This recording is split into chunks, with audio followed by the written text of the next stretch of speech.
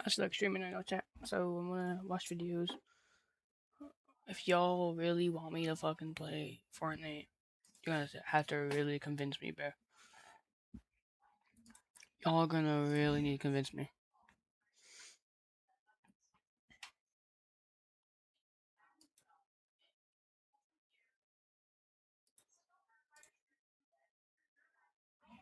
Sorry, chat. Give me a second. I need to fix this. I plan stretch dress.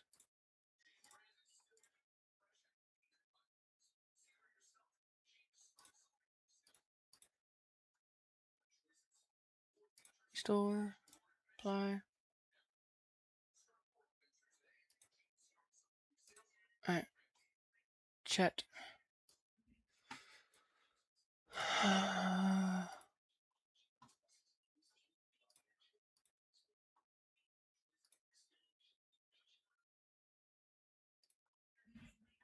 Bro, is it like this again?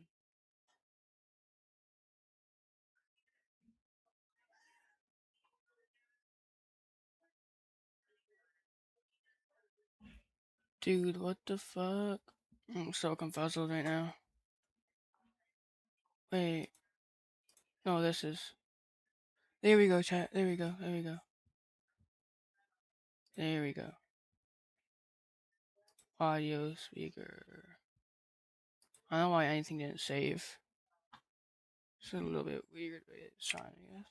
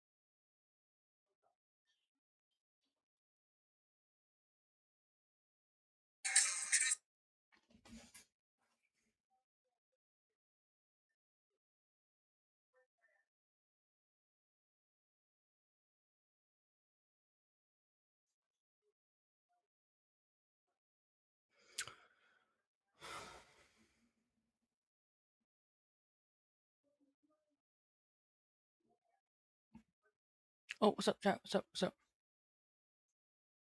Sorry, I'm doing something right now.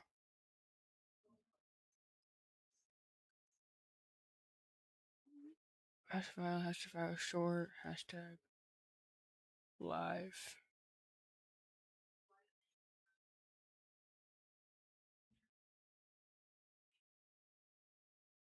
I feel like this is on stretch dress.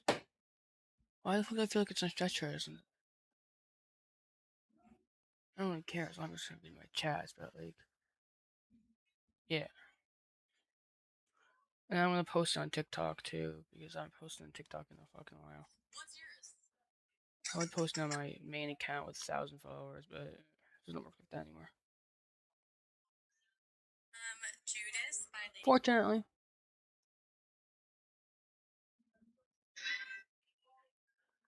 Unfortunately.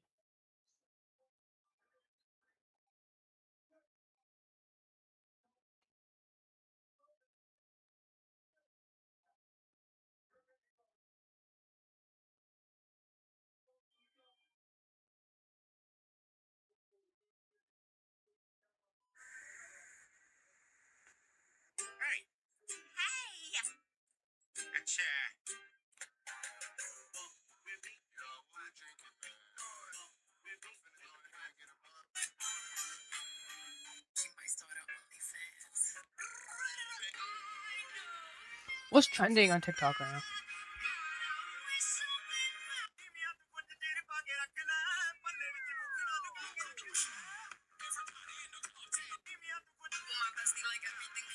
Pika. Pika.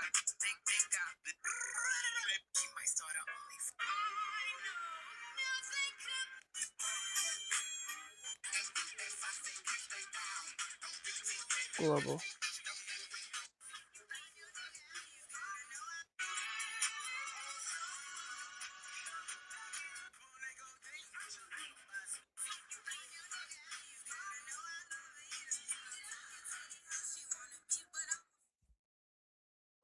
live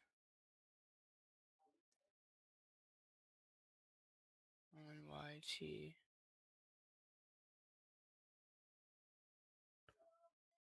FYP hashtag Vile hashtag Vile short no Vile TikTok and hashtag live.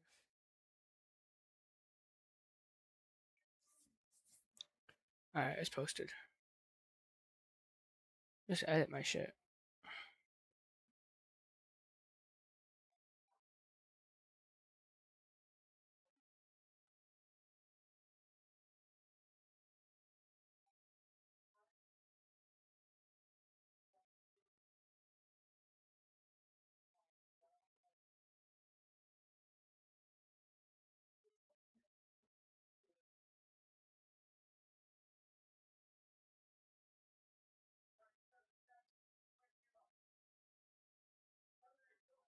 Alright. It's Chancey 2 now. I know my YouTube's gonna bring some people in, but like damn, people are already in bed probably. That sucks. Alright, go watch Joe Bart.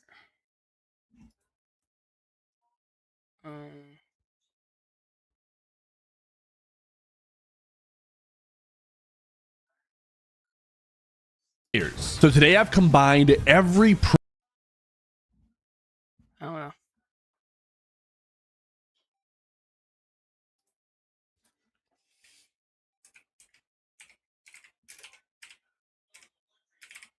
Stories.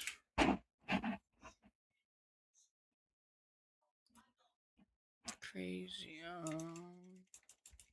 I like watching police stuff, you know. Police body cameras. I love these videos. Oh my god, that's not good. ¿Ha tenido un accidente? Sorry for that. Comuníquese con las oficinas legales de Brandon J. Broderick. On December 20th, 2025, officers were dispatched to a hotel in response to reports of an 18-year-old male who had been battered. Oh. Sorry.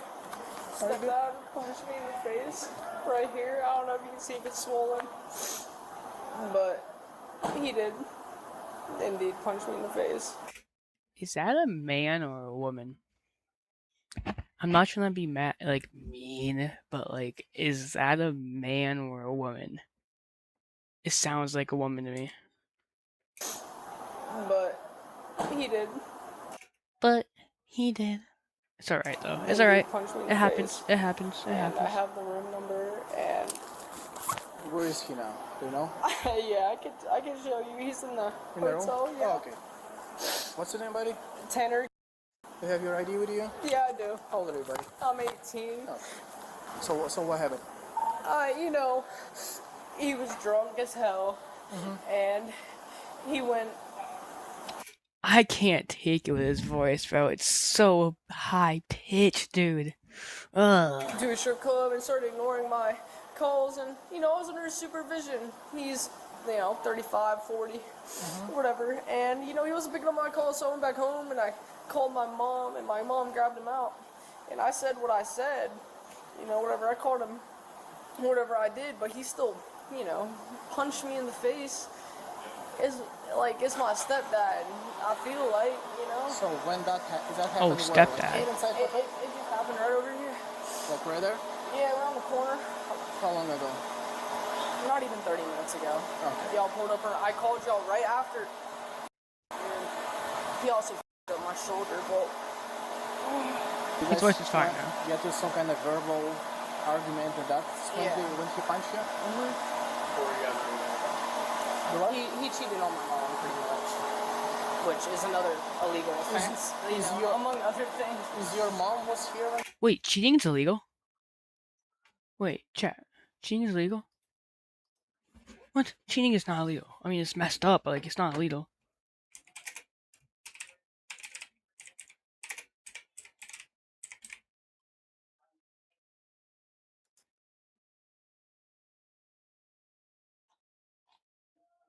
Oh, in some states, cheating is illegal. Okay. That makes sense. That happened? Yeah, my mom was here when he punched me. He went with her. So she saw Yes, everything, she right? did. Yes. And you guys staying in the same room? Of course, yeah, we are. You stay in the same room? Alright. Do we need an ambulance? You need to call the No, rescue? it's okay. I'll So what recover from it, but What happened with your shoulder? yeah, I don't know. It's double jointed, and if I overextend it, it Okay, dislocates, so- and he may have Ugh. overextended it. It Ugh, dislocated that's at some disgusting. point, and I'll- Ew. Time did he Only punch you? once, but With the open hand? With the open face? No. Closed? closed. That's nasty, face. dude. Yes, probably, sir. Alright, so where are you guys staying? Chat, you guys know can what share. states, Alright, which so- state so- and you said are your like mom and illegal your to stepfather cheating? are there. We don't live here. My God, Yeah, I know, what but states are they are illegal in that the you living can't room, right? cheat Yes, sir. on your wife or with girlfriend? Are you gonna go see them or? I Do you all we need to know? Talk to them. Okay. Okay, so when you guys live together, where you from? Do you live in the same house? No. They're just my mom and him are dating. Okay. So we're gonna go there. If you can just maybe wait in the lobby. Two officers made contact with the male suspect, while a third officer remained with the victim. I was yelling at him because he cheated on my mom. Down here? Oh, Like this happened He tonight? just went to his strip bro, club, goated. and he was I supposed to be watching just everybody, got it was off just me work, and bro. him. I'm not trying to play And that he shit He tonight. left me on red on phone, and I didn't just tweak out immediately and call y'all. Like, I gave it 30 minutes, and then I went back to the room, got my mom, and my mom found him in the strip club where I wasn't allowed. Obviously I'm 18, I'm about to turn 19, and then he punched You're allowed me in strip clubs the if you're 18. because I'm calling him out on. You just can't drink in it. I know you as a police officer, you're not supposed to condone this. But I know. So as a man, if was your someone mom cheated on- upset? Yeah. Yeah. Yeah, she was. I'm sorry to Of hear course she that. was. Well, I asked just She was because chill, of, dude. This dude's chill. sometimes Yeah, I know. It's not And- abnormal. I don't go, but it's not abnormal for men to go to strip Yeah. clubs. And I know you as a job shouldn't be saying yeah, you didn't do anything wrong, because I know I did. But No, Wait, what'd what'd you he do? wrong? I don't know, maybe curse at him. I don't know, man. I just, Oh, okay, now I think illegal. I'm sorry. So what was there a verbal argument Yeah, beforehand? of course there was, yeah. Oh, After I okay. was calling him out, it was a little bit of back and forth. Of course, it always is. And how far away from you were you from him? When he punched me, Mhm. it was right around the corner. So Maybe a block or two down. so it happened on the street. Yeah. Yeah. And I asked some dude for help, maybe to call the cops, because my arm at the time, it is double jointed. So sometimes, if I, Bro, I you don't- already said this. You need to say it again, bro. at this point, it sometimes it dislocates Okay. for a few years. What happened after he struck you? Walked in here. Told him I was gonna call the cops. So you guys walked together, or he walked first? You walked first? He What walked happened? first with my mom, and I just What'd your mom say when? Did she watch him hit you? no. She watched. She didn't. It's But not did like- she see him punch you? Yeah. Yeah, and she didn't say anything about it? Like to him? To I you? mean, she said that's enough, Yeah. but other than that, You've been drinking too? I've had a beer, Okay. and that's not an exaggeration. I'm just upset because he punched me. You know what I mean? He's being honest, he's being honest. I know you I'll be legally honest with drink, but y'all are cool. I'm sorry. So where was the point of impact? I didn't see where he punched me. I just Right, felt but you it. felt it. So what was the point of I'm impact? swollen right here. All right. Okay, so your he could've mouth punched was me the- right here. He could have punched me right here. I don't know. So your mouth was the point of impact. This is where I'm swollen. If that's what you're asking. Yes. Well, normally when somebody gets punched in the face, they know exactly where they got punched. It's pretty normal to know, hey, this is so are they saying maybe he did it on purpose to try and get his dad in trouble? where I got punched because they feel it. I mean, I understand what you're saying. I'm not gonna is Okay, pretty so bad. do you have like a headache Maybe, or something? maybe. or what? I have jaw pain right here. Okay, well, I mean, so that's my main pain. Okay. Hey, it's my birthday. Wait, what? What's the birthday? Okay. Hey, it's my birthday. It's your birthday? Yeah, it's my birthday. Today? Okay, I don't believe that. I don't believe that a single bit. It's definitely not his birthday. I don't know. It's I on don't know. Sunday, but you know, it's in like 2 days. Yeah. You know, a day we're celebrating. Snap your Okay, W-2 okay, and file that your makes sense, that taxes makes sense. 100% free. Plus, get your biggest refund. It's today, and that's why we're on this trip. The interaction Oh, between the you're on a officers trip. and the suspect is not shown due to privacy concerns. Okay. Oh, man, I'm sorry. Yeah, listen, I know you already answered all the questions, but can you repeat again what happened Is that her mom? between your husband and your son? I think, so my son was mad that he had Yeah, left, Simone. like he thought he went into the bathroom and disappeared and ended up at the bar next door. So he came here to get me because he was worried about him. He's like, I don't know where he went. I think he might have went into this other bar, but I'm not allowed to go in there to check. And they were Chat, I kind of feel like the son did on purpose. I might be wrong though. I don't know. they didn't want to leave each other. You know, they wanted to stay together. So he was upset about that or whatever. So I walked down there with him, walked up into the bar while my son waited outside. Do you remember the name of the bar? I don't. It's directly down the street on Okay. the No left-hand worries, side. yeah. And I went up and they said something about having to pay to go in, and I said, well, I'm not gonna pay, like, I'm not here, I just wanted to take a look around. Anyways, I saw him sitting at the bar, and I said, he's right there, so they walked over there with me, and I said, get up, let's go, like, you're coming back now, and he was like, okay, gotta go, you know, say to whoever he was standing there with, and he gets up, and he comes down the stairs, and he's like, I was trying to get Tanner in here, and I said, you were sitting up at the bar, like hanging out. Tanner isn't allowed in here. Tanner's came to get me because he didn't know where you went. Well, when we got down to the stairs, you know, Tanner was mad, and he's like, why would you do that to me?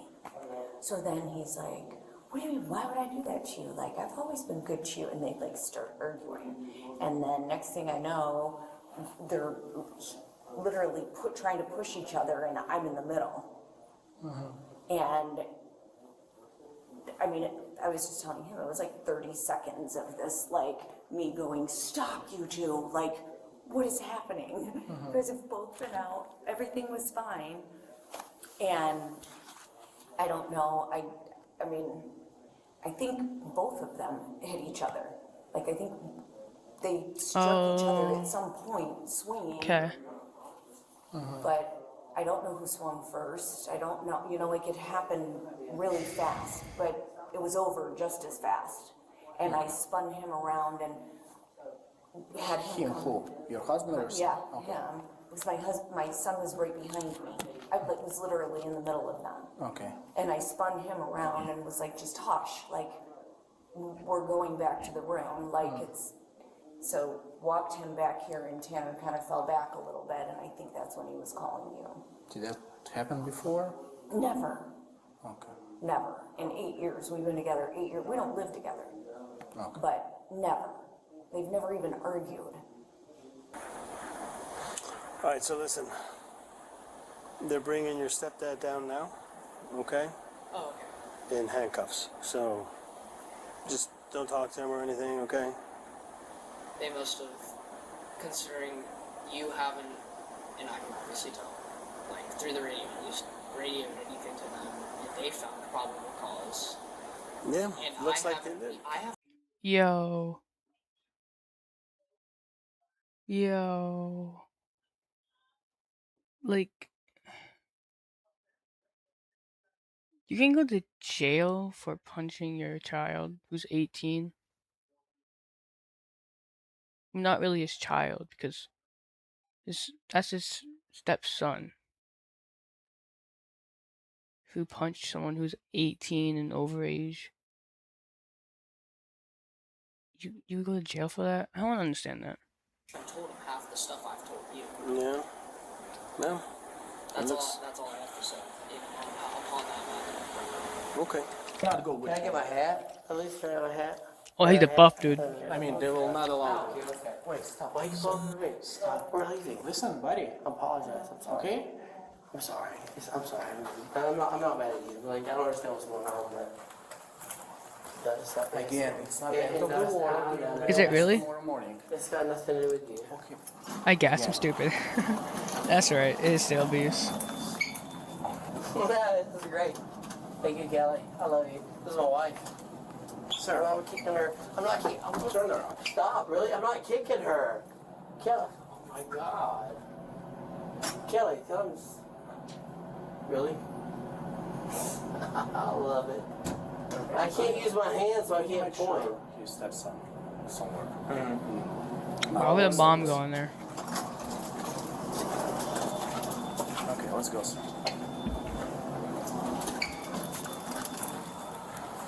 I use their authority because I'm being a bad guy. I can't test them. I want for the cop. But they're going that way.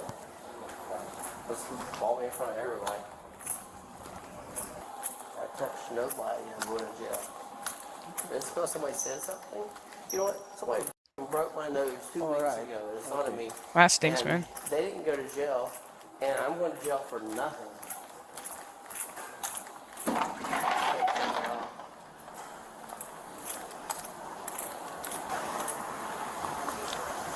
He'll probably just be in there for like maybe a month or two, right? Because I know it's still abuse, but like it wasn't even that bad of a hurt, like of a punch, probably. Yes, it's.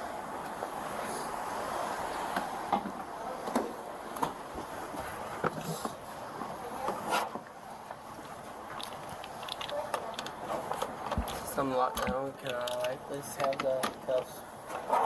Yeah, they will remove. Listen, it's gonna be short ride, like 10 minutes. We're gonna be there, sir. Okay, sorry. Thank you. I know they're not comfortable, but they're not made for comfort. Okay?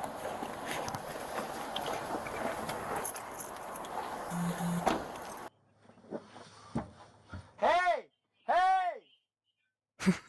That's mine. Don't f with that. Can I ask a question? Is he high, or is he just drunk? Can you hear me? So, just curious. Oh, he's just drunk.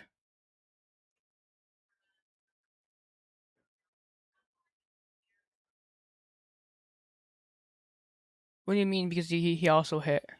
So if this kid provoked me and came at me, He's your stepson. Why are you punching him? and like attacked me, Don't retaliate, bro. and I defended myself, and I was trying to be polite and not get nobody in no trouble because he attacked me, why am I going to jail if he attacked me first? Just curious. He's an adolescent and he's a kid, and I was trying to protect him and his family and his mom. You punched him. So I go to jail because I'm trying to protect them. I'm just asking. I'm just curious. I'm just asking the question. So I go to jail because I try to protect them. So I go to jail. I'm asking. So if he provokes me. This guy is really drunk. This guy is really drunk. And he goes at me, I'm going to jail. I mean, I don't care. I'm like, I didn't do nothing wrong, so I'm not worried about it. But I'm just trying to figure out why I'm the bad person, because I love his mom, so therefore I was trying to be the grown up about the situation. And I go to jail because I'm trying to be the grown up about the situation. But you shouldn't have punched him. And he attacks me. He swings at me, and I defend myself, and now I'm the bad person. I'm just curious. So if I had called and put assault and said he assaulted me, it would have been different. Like, I was walking, going to the room. This kid assaulted me and like done this, and like I'm the one going to jail. I love it. It's okay. I didn't do anything wrong, so I'm not worried about it. But you still. punched your stepson. Eh. No.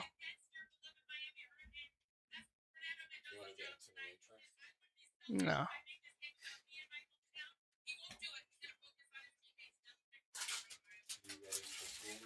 Nope.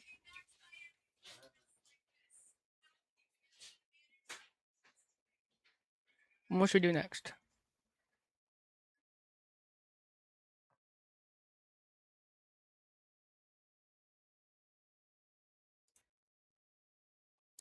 Oh, they have a lot more. They have a shit ton more. Hold up.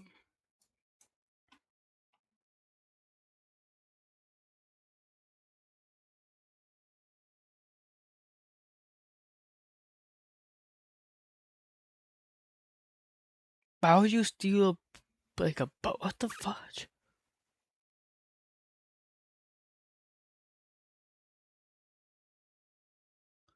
It's a different channel that we can watch.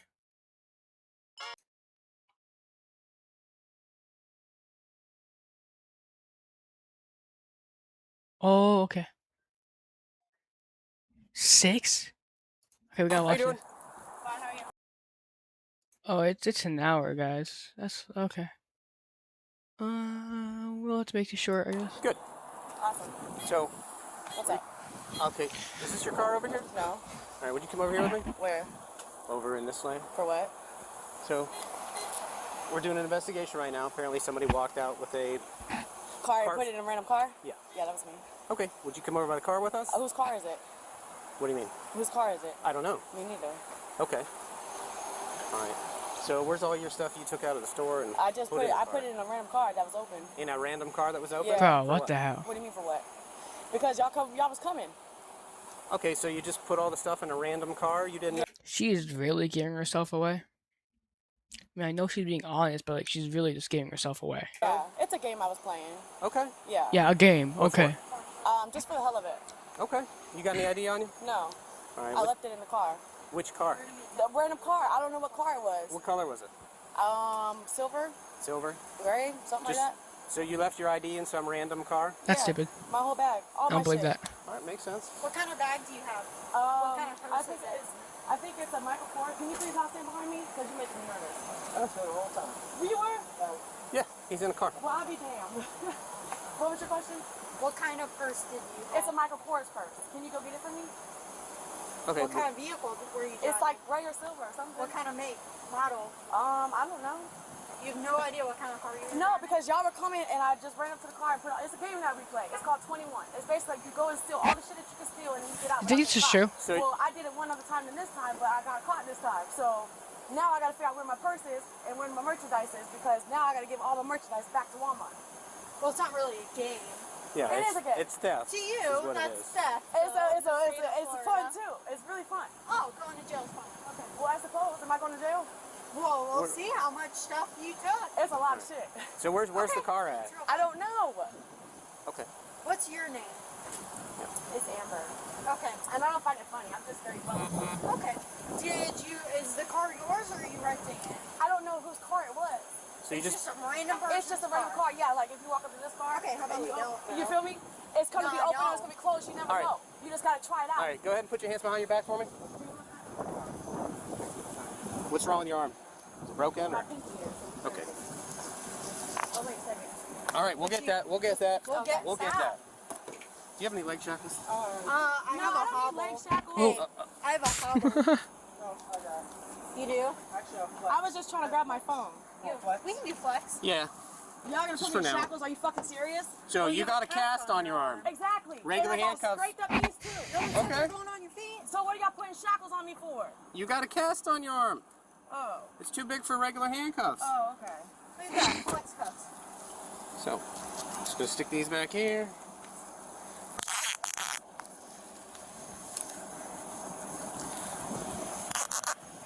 All right, that's not too tight for you? All right, let's go over here for a second. All right. You got anything on you? Is that my phone that just fell? No, that was a stick.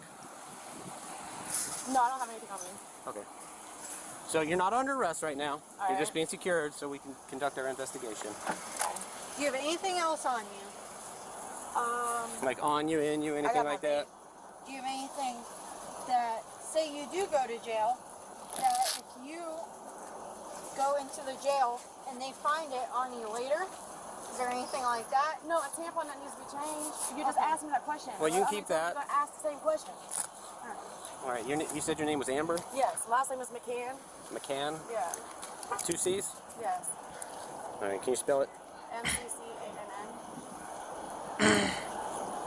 You got a middle name, Amber? D. D? Yeah. All right, what's your birthday, dear? 1/14/94. Okay, where are you out of, Florida? Yeah. Okay. All right, so let me have you do. Go ahead and spread your feet for me.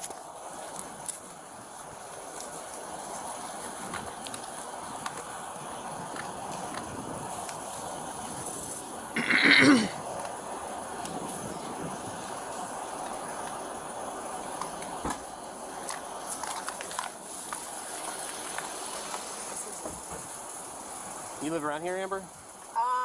No, I do come out here sometimes though.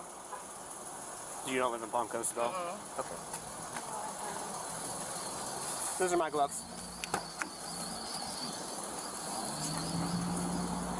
All right, you're not under arrest right now. You're being detained. All right? All right. Thank you, son. So welcome. You don't want a drink? No, I'm good. My boyfriend's car, It's your but my boyfriend's boyfriend car? doesn't know that I steal. Okay. And he doesn't know that I put all this shit in the car neither. Okay. So, yeah, we'll be really in trouble with him, but that's Be back, that's chat. the So thing. what kind of car is it? I don't remember, because it's What- a rental. what color? We just got the rental car. What I color? thought you said it was someone random. Yeah, I know. I lied to you. Her boyfriend rented Hang the car. on. Yeah, he rented the car. Okay, hold on one Hang second. on, real quick, before we go any further, okay? She's just gonna you read have you the right to something, okay? remain silent. Okay, blah, blah, blah, blah, blah, blah, Well, blah. we still have to read it before Okay, we go can ahead. talk to you. It's like music to my ears. Anything you say can and will be used against you in court of law. You have the right to talk to a lawyer and have him or her present with you while you are being questioned. If you cannot afford to hire a lawyer, one will be appointed to represent you before any questioning if you wish. You can decide any time to exercise these rights and not answer any questions or make any statements. You understand these rights as I have explained them to you? Yeah. Okay. You said yeah? Yeah. So she under arrest now? All right, cool. So anyway, that's done. Like I was saying, yeah, She's that's kinda my boyfriend's sassy. car. He rented the car, and he was shopping, and I had found all this shit that I wanted because they told me to play 21, and my boyfriend's older than me, so he doesn't play that shit. And I started playing the game. This is my first time playing the game, and I put the shit in the back of the car, and I saw you guys coming, so I walked off. My boyfriend knows nothing about it. I don't even know where the fuck he's at. So he's here with you now? Yeah. If I can call him, can I call him? What's his name real quick? Matt. Matt what? Campbell. Campbell? Yeah. Just like the soup? Yeah. Is that Matthew? You call him Matt. Like I mean, his full legal name? What's his birth name? Matthew? Yeah. Can you put one in? I got it. But, yeah, he doesn't know anything about it. No, I'm staying there. Nope, I'm not getting out. I'm not getting out. I have my knees scraped up. What's so his it's hurt. birthday? I don't know. Maybe gotta ask him. How old is he? He is 35. You know his number off the top of your head? No, it's in my phone, though. Okay. Can I call him?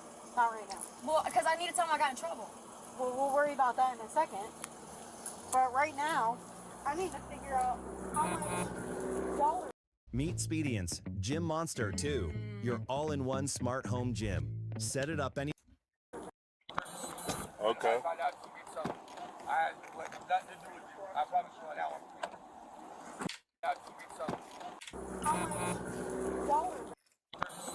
Okay.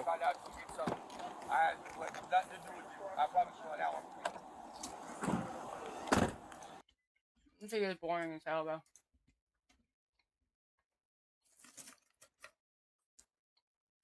On January 2nd, 2026, an officer conducted a traffic stop on a U-Haul truck after observing that the front windshield was damaged, and further noted that the vehicle matched the description associated with a prior domestic-related call. Hello, Sergeant Malsheimer with U.S. Police.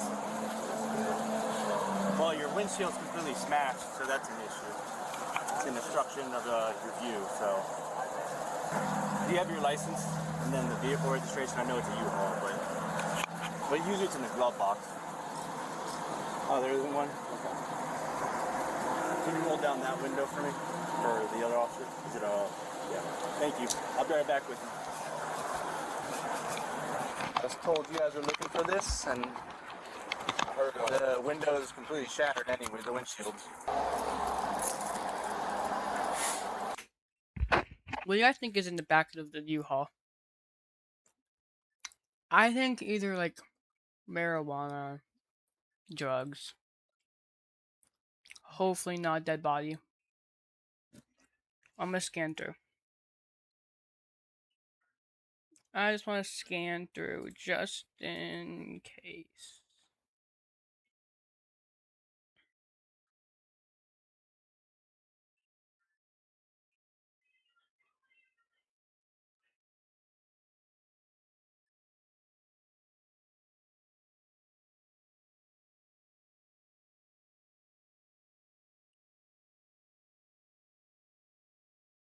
Alright, I don't see anything bad. Congrats, love the pictures. Oh, thank you. Hi, how are you? What is up with this windshield? Can you roll that down? Does it roll down anymore? Thank you. So what happened to your windshield? It got bashed in? Who bashed it in? A friend? Okay. Yeah, you got glass all up on your dash there. That looks fresh. Well, glass wouldn't be already on the dashboard if it wasn't already broken. All right, you have did they take your driver's license? Did they ask you for it? Okay. All right, my friend, I'll be right back, okay? He's scared for his life now. Hey, boss. Hey, so it smells a little bit like marijuana. You have a medical card? I knew it was marijuana. Hang on. What? Wait, do you have a medical card? No? Alright, you want to do me a favor? Just jump out for us? He's cooked. Okay. Do me a favor. Come over here. Come this way, okay? So, being that you don't have a medical marijuana card, there's some shake in the front of the car. We can search the car, okay? Do you have anything illegal on you? Tortoise wins! An upset for the ages. So I would ask the board, what if... No? Okay. So what he's going to do is he's going to search your pockets. All right? I'm not consensus to search. Okay, but we have... He's gay. Probable cause, you don't have. Yeah, it's not about that's for the vehicle, not me. I'm not consensus. But there was illegal items in. No, there the wasn't. vehicle? Yes. Is Would it you like me to glass? show it to you? Yes. Okay, come on right over here and I'll show you, okay? Do you see this right here? Yeah. That's called shake. That's illegal to have. Marijuana? Yes, marijuana is not legal in the It's state not. of Florida. I said it's from the greenhouse. I explained that already. Okay, but it's still shake. It's from the greenhouse. It's not. It's not medical.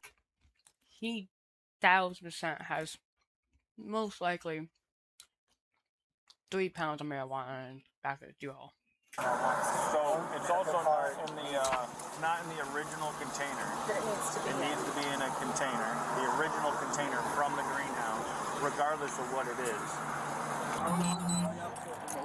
Because he has a destroyed front windshield. Yeah, but they said something about that like a couple weeks ago, and they just. I wasn't there, bro. I don't know. I didn't even know this was the same call. I just pulled up to back up the traffic stop. That's all. That's the reason for the stop, because of the windshield. The traffic unit's wrong with the windshield. Yeah. You guys from Florida or Arizona? Florida. Okay, I just saw the Arizona tag. This is really recent. Oh, the one here in town? Okay. Yeah, if they rent it to you that way. All right. Do me a favor, just stay over here. I'll let them know that that's how you guys rented it, okay? That's the other half from the 22 verbal from earlier, La Concha. Okay. He's saying that they rented it to him that way. Okay. We were out this guy earlier, and he's kind of up and down. He's saying he rented it to him that That's way? what he said. He rented it here in Key West. They were 44, and you've allegedly been told to allow, but that's obviously He said the same exact thing. So. But that's obviously an instruction. And without a medical card, we can't tell whether or not it's not in a container. So that's what gives us probable cause to search the vehicle and you. Not consensus to search. Well, it's not a domain. It's not a choice. Being searched. If 1000% marijuana. Okay, well, at face value, it looks like there's illegal items in the car. So. Okay. All right, come back this way. Bro is cooked. Way. Don't go over there. I'm not. Don't. Hey, Hey, stop, bro. Stop. Hey. Relax. Get off of me. Hey.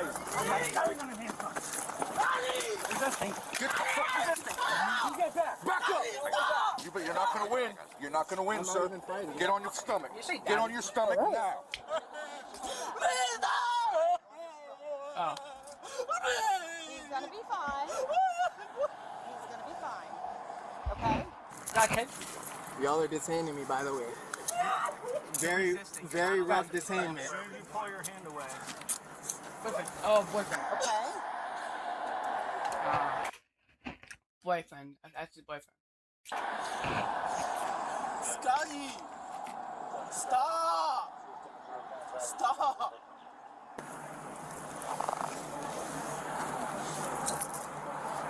Thank you. Not smart, sir. Appreciate that. Yeah. Get up. Stand up.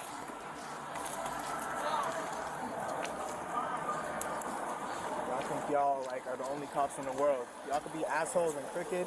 The law's still the law. Don't tell me it's more Y'all Alec, can bro. detain me roughly, try to scare me. Y'all still just Not right now. You need to go 25 feet over there. Can I talk to an officer? I am an officer. No. That's his boyfriend, No, by the way. not right now because he's detained. So I'm going to tell you one more time, or you're also going in cuffs. 25 feet. Go. Thank you.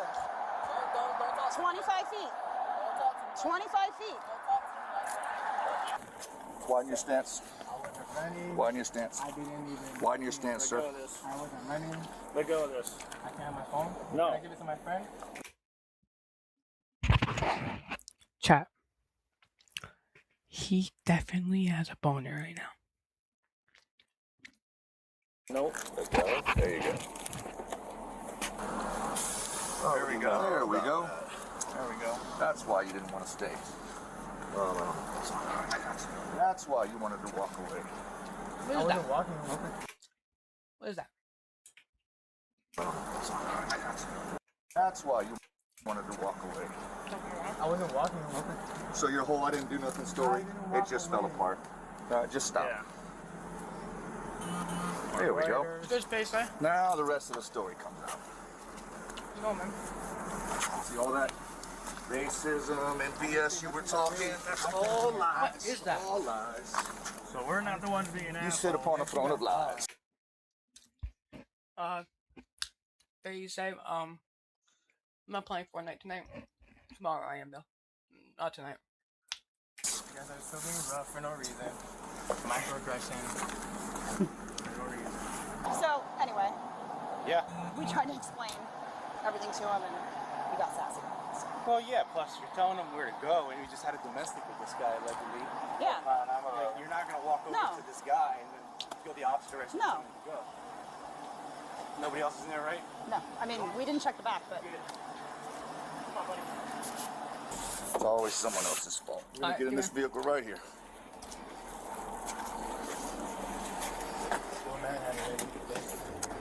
Man, you don't know what violence is, buddy. If you think that's violent, you've never experienced violence. What's that Velcro for, brother? Holding up your pants? Mouth? My mouth? It's actually kind of funny. You got him. I'm gonna get Jenny. Yeah, it's fine. Widen your stance again. You, just you, Oh my god. building your app on Base 44. You got anything up in your crotch? All right. Listen, partner. If you got anything else on you, let me know. If you introduce it to the jail, it's going to be another felony, okay? And they're gonna scan you. Wait, this is a felony? It's a felony. All right? Go ahead and take a seat.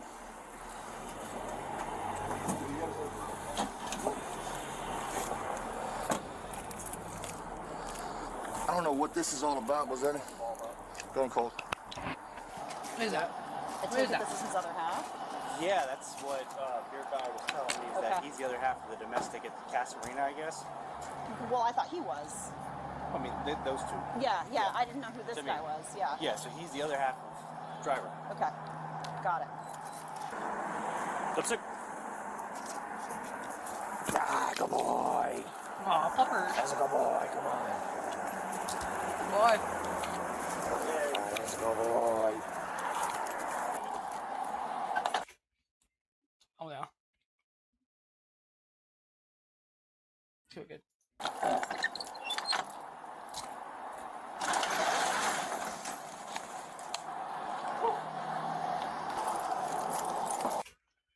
Marijuana.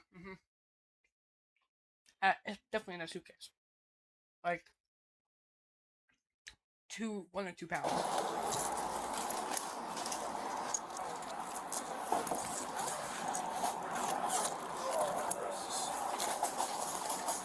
Any hidey holes here? Look. Pay attention to these little details. Because this would be a perfect hidey hole for something, right?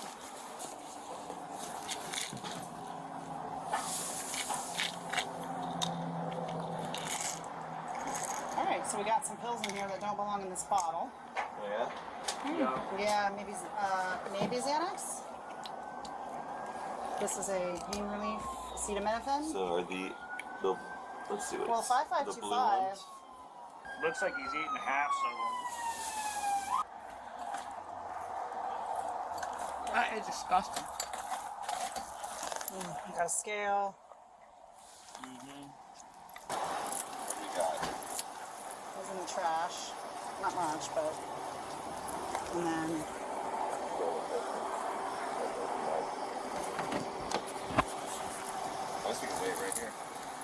The male subject was charged with resisting arrest and 2 counts of possession of a controlled substance, specifically marijuana and methamphetamine. Following God. review of the related domestic incident, no criminal charges were filed in that matter. On October. Did he get arrested? I mean, I guess, but like, depends on how much he had, I guess. Depends on how much he had. October 15th, 2022, officers were on foot patrol when they observed a male subject standing in front of a bar in La Crosse, Wisconsin. Police were familiar with the male from prior contacts and knew he had a suspended driving status, as well as a bond condition to not be in any bars or taverns. The male was identified as 27-year-old Larry Baldwin Jr. As the officers were near Larry's vehicle, they observed him get into the driver's seat and leave. Running off the apartment building and was caught by like 3. Allie, stop that Buick. No lights out on 3rd, it's Larry driving. Wait, did Larry just drive the police car? Wait. Larry driving that police car. Larry appeared to be traveling at a high rate of speed without any No, this is Larry. So Larry. lights on. When a traffic stop was initiated, he pulled over briefly, but Oh no, then that's took Larry. off That's rapidly. Larry. Okay. 3rd and Cameron. I'm tweaking out. Wisconsin, Adam King Frank, 5827. Adam King Frank, 5827. No, that was Larry. Oh my god, what am I doing, bro? 80, the vehicle's taken off, southbound on 3rd. Due to safety concerns, the officer decided not to pursue him. 4 days later, police observed a vehicle commonly driven by Larry in an alley. Upon approach, the officers noticed Larry in the driver's seat, and he quickly put the car in gear, again fleeing at a high rate of speed. Interesting.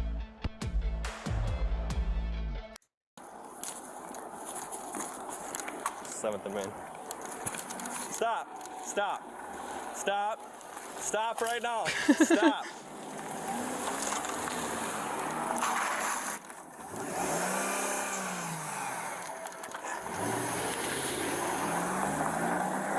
What can you do with that? You can't really do anything. Good call, though. We just missed him. He didn't see us at all. No. I knew he was always going to go pull the car door, so what I do, jump in the car and... Yeah. Another felony fleeing. Yep. Another 4 days later, police were dispatched to a bar for trouble with a party call. As officers arrived, they saw several people screaming and yelling outside. They also recognized Larry, and another male began walking away.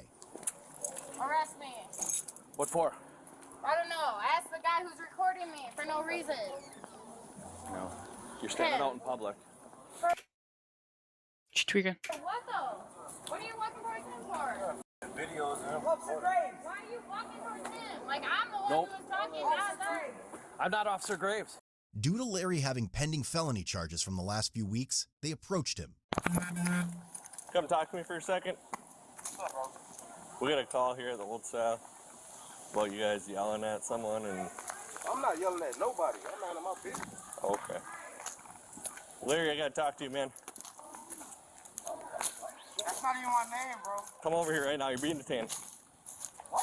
You're being detained. For what? I gotta talk to you. I wonder what he did. Come here. I really wonder what he did. Come here. Stop Don't your try and video. run, bro. Don't even try. Tackle him, tackle him, tackle him. He's a shit. He's a shit, dude. Get on the ground. That's it. Hey. Get on the ground now. Hit him, hit him, hit him. That's what gets him. That's what gets him. Yo, how? How? Stop now.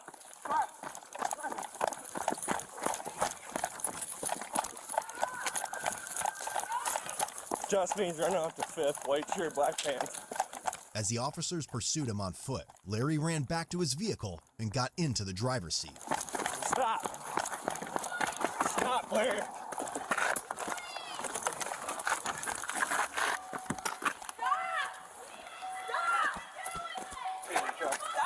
Hey, come on, do it. Hey, do it. Stop. He has nothing to do with the situation. Why are you guys targeting him? Can you Targeting answer to- that for me comfortably? Can any of you answer that? Why are you targeting him? No. He does not have. You guys have solved that. He has no warrants. He has nothing. Why the are you guys attacking him? I'm the reason you guys got called because he was recording me. He has Okay, felony nothing to charges. do with that. What the is wrong with you guys? You need to be quiet or you're gonna go to jail. Arrest me, please. Because what the is that? I'm just saying. What the yo? Sounds like he had warrants. He didn't though. Well, We have felony charges on him. For what? I don't know. That's Multiple what he's got on. incidents. For what? Can you guys list any felony charges before you attack another Felony person? flee and second-degree reckless Okay, now it is. safety. No, Huh? answer Ball what? boy. Can you? Okay, please. I'm not trying to be a psycho. I'm just saying. Can you guys please tell me why you attacked that male? Out of all the situation, you guys come here and you attack him for what? We're not going to talk to you. You're not? For what? 75 status. You're not going to talk to me? Why? How can you not answer that? We have charges on him. You guys literally got called because that guy was recording me. Okay, but he ran away from the cops. People can record in public. People record us all the time. It's not a crime to You record. call the cops and you attack him. For what? That is wrong. That is wrong. Right there. Everyone else here in this neighborhood or just him? the one that's Just him? Are you looking for anyone else besides him? Okay. Do we need to talk to Bill or no? I haven't talked to him yet. That is You gotta call him. Guess he got away this time. I don't know what her problem is. I just pulled up. Listen, man, because you got people talking right here. Yeah. Dude started saying this. Yep. Yeah. We heard that's why we were here. Is he was recording, so she called he us. was recording people. Recording. Yep. That's one. That's a violation. 35 to where you want. It's not though. But at the same time, you're violating somebody's privacy. Recording. But you're out in a public space. Yeah. There's no law Understand against that. it. There's no law I against it. understand So that. we couldn't do But- anything about it, but we but could just tell him stop. When they asked him to stop, kept on. Because then, she was screaming. It's no, her own first fault. it was like this, normal. I mean, she's taking something that wasn't a big deal, turning it into a huge deal. So, Honestly, no. but Larry's got a bunch of charges, so that officer tried to arrest him, and he obviously got away. Moments later, his vehicle was located unoccupied and crashed. Witnesses stated they saw a male flee from the car. Yeah, what happened? We were apartment down there and we heard squealing. We were about to leave to go hiking and we saw We this thought car. someone might have been passed out or So something. we were like, there might be a medical emergency Okay. and we just walked over. There's no one. Yeah, this car just took off from a fight down there at Old Style Inn, so Oh, obviously he shit. crashed into this thing here. Yeah, we just heard the crash. We thought someone was passed out or something. He's gone? No one, you guys didn't see him take off? No, we didn't see anybody take off. 39, he crashed down here. He's gone on foot somewhere. I was getting gas and I heard somebody squealing, so I don't know if he came out of here or what, and I looked up and he hit the pole. Yeah. And then he took off Running that way? It was a colored guy, Yeah. 6 foot. Was he wearing all black or? A white shirt. And A white black, shirt? Yeah. Gotcha. He tried to take off with it and it just revved up and he Yeah. couldn't move it. Yeah, So, there's tires are toast on it. you know, He saw him crash into this pole here, and then he just took off running. White shirt. Front this way. Yeah. Just a white shirt now? White shirt, I think. Yeah, that's what he said. It's running. It's open, so it's search. It's abandoned vehicle. Oh, there's blood on there. Careful. Ooh. So he took off this way? Yeah, he went running northbound. Just pulling in. Just got some little day trade action, and I heard taser deployed, and I said, that's not good at 8 o'clock on a Caps. Sunday. Towards through the lot of one Wells Fargo, possibly. You must have been following the mail. Yeah, you can. Well, you see the marks here. Yeah. So Larry Baldwin's driving this? Allegedly. He What smoked his tires. What happened? Here's a chunk of his rim. Caught up. He Yo. trying to get into the ground, and I just about had I'll go fire shot. loose. So I pulled out the taser, tried to tase him. He tased at the same time. We missed him. I'm It back. hit his shirt. His shirt was I so think I got hanging. one prong in. Yeah. And then we had him again, and I was coming up, and I tripped in the tomato plants. Took a digger. Then he gets in the car. Then he got in the car. And he started. I was like, Yeah. Because at that time, neither one of us had a cartridge. Almost a month later, La Crosse police were informed that Larry had been arrested by Wisconsin State Patrol in Monroe County on his warrant. He was then extradited back to La Crosse County Jail. Yeah, we can take him to the interview room if he wants to talk to us, but Talk to me. yeah. For what? Yeah, I have to Is that Larry or not? read you this sheet, but we can go to the interview room and then we can go from there. So, About what? but we'll we'll just. Y'all make me feel real uncomfortable. What's going on? Stop. I can't hear you. Why are you telling me to stop? Because I know you're trying to pop one. Pimples. No. No, you're gonna check. My hands are behind my back. I don't care. Let me just look at No. That's the line. That's the You line. have the right to remain silent. Anything you say can and will be used you in Oh, court. I'm fine. You have the right to talk to a lawyer before questioning and have the lawyer with you during questioning. If you cannot afford a lawyer and want one, a lawyer will be appointed for you without charge prior to any questioning. If you decide to answer questions at this time, you can stop at any time during the questioning. Do you understand these rights if I read them? Alright, can you plug back into the wall? I need a verbal yes, ma'am. Wait. Do you understand Yeah. these rights if I read them? The thing behind it. Thank you. Having those rights in mind, you wish to answer any questions I may have for you at this time. This is an Okay. investigation. Yes. So I need a yes or no on that last question. Having these. It doesn't matter. Whatever it was on. 72. No, well, I changed it. Well, it was on. Oh, I wanted on 72, but mom put it on the 60. Thank you. Press the temperature button thing.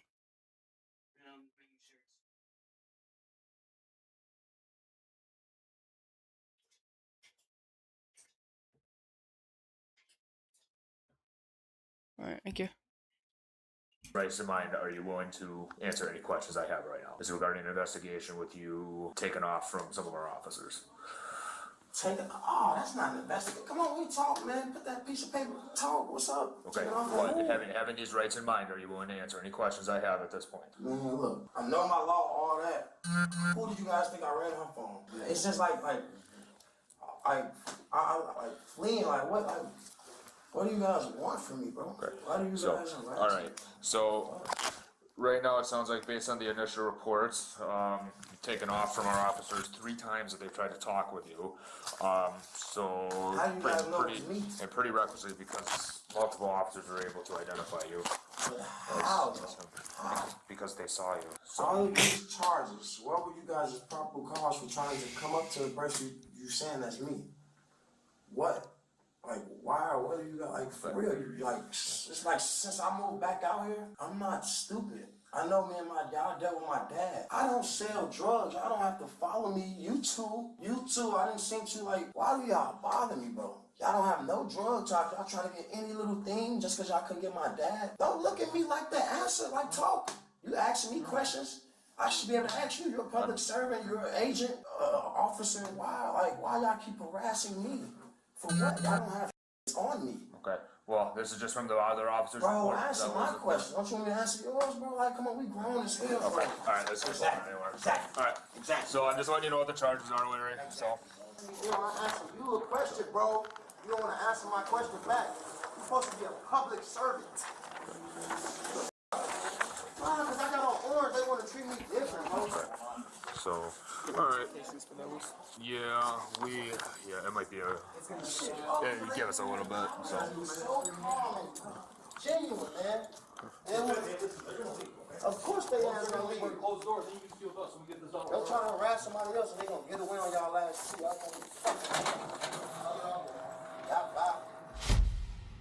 Larry was charged with felony counts of vehicle fleeing, eluding an officer, ×3. Second-degree recklessly endangering safety, ×2. Misdemeanor counts of resisting, obstructing an officer, and bail jumping, ×3. He received several citations totaling over $2,000. What did he do at start to get the cops to recognize him?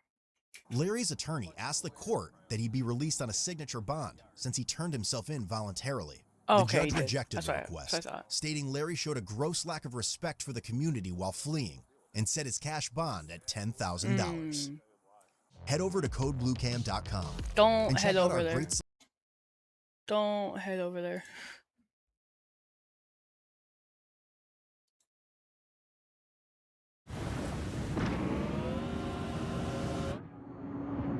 Wait, I want to watch this.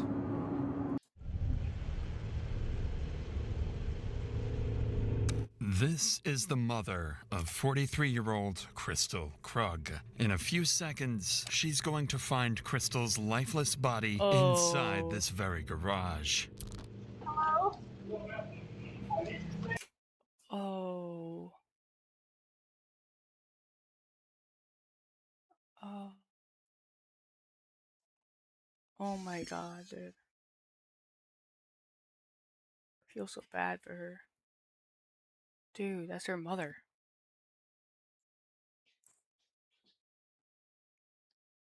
That's her mother, dude. Imagine mother seeing your dead body.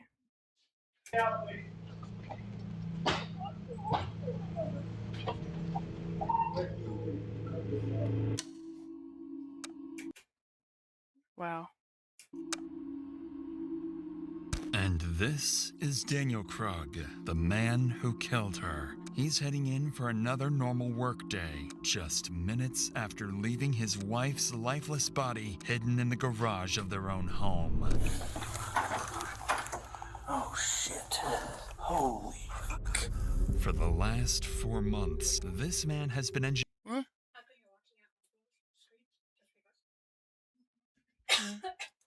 the most calculated homicide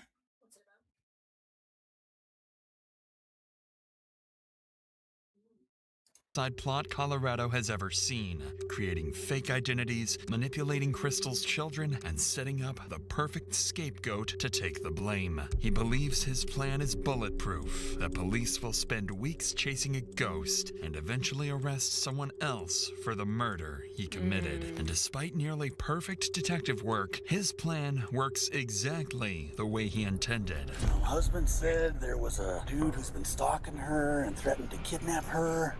Oh my god, this can't be true.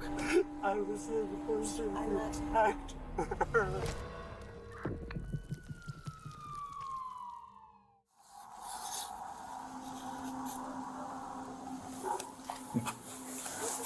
Crystal, Officer Hendry. Yeah, nice to Very meet good to you. meet you. Talk to the detective, but I kind of have an idea what's going on. Yes. This is Crystal Krug months before her murder. Bro, it's so sad. She lives here with her husband, Daniel Krug, and their Oh my god, she killed her. 3 children. Both killed her. Crystal and her husband are well educated and seem to have built a comfortable life together with their kids. Nice house. But behind closed doors, something dark is happening that will destroy this beautiful family. All because Crystal's been dealing with a stalker obsessed with her, sending her constant threats and claiming to... Hi, Crystal. It's blank. Hope it's okay. I looked you up. Got to Boulder every few weeks and thought we could hook up. You game? Bro, that's so weird. Saw you at the dentist. I like clean teeth for my... Oh my god, dude. For my dick. You got so horny in my car or whatever. So I blank on yours. Bro, what the Watch her every move. This officer is here to check her car for GPS trackers or anything that could explain how this stalker keeps finding her. In reality, the stalker is much closer than anyone could. It's the husband.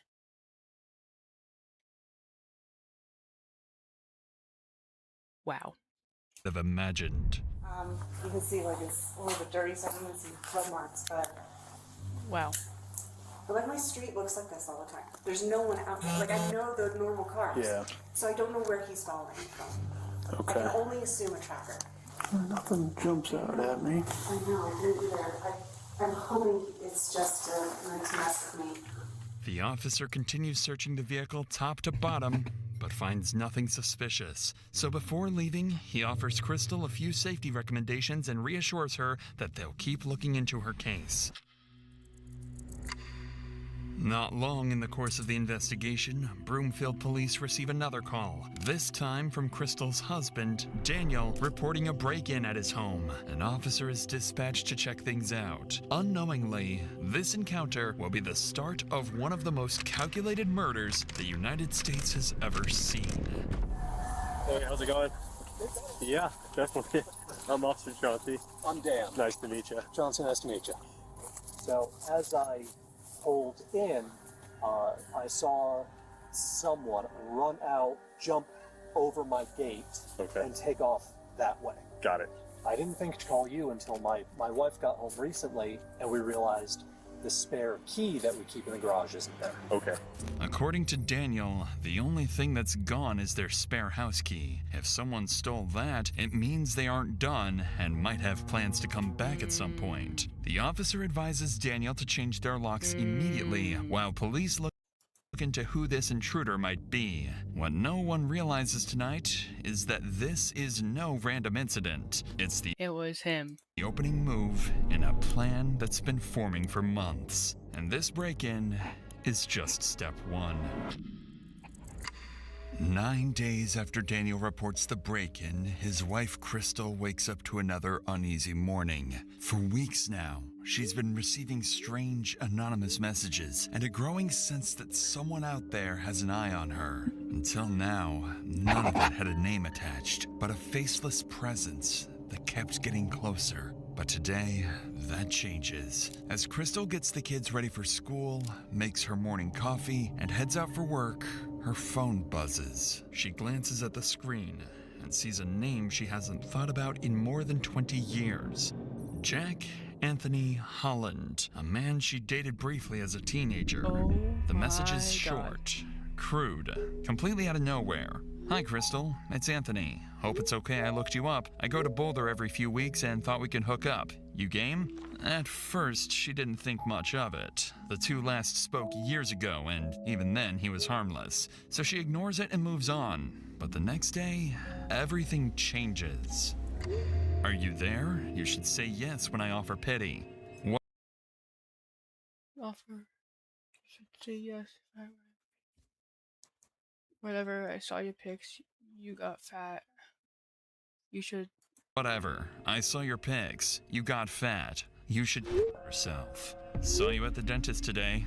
Your license plate expired. Gotta fix that. Oh, that's so creepy. Suddenly, Crystal's fear becomes reality, and she begins living with the terrifying possibility that she's being watched. And now, she's certain Anthony is the one who's been harassing That's her actually for not, though. weeks. Is it? She becomes hypervigilant, I have an idea. I think I know what's happening here.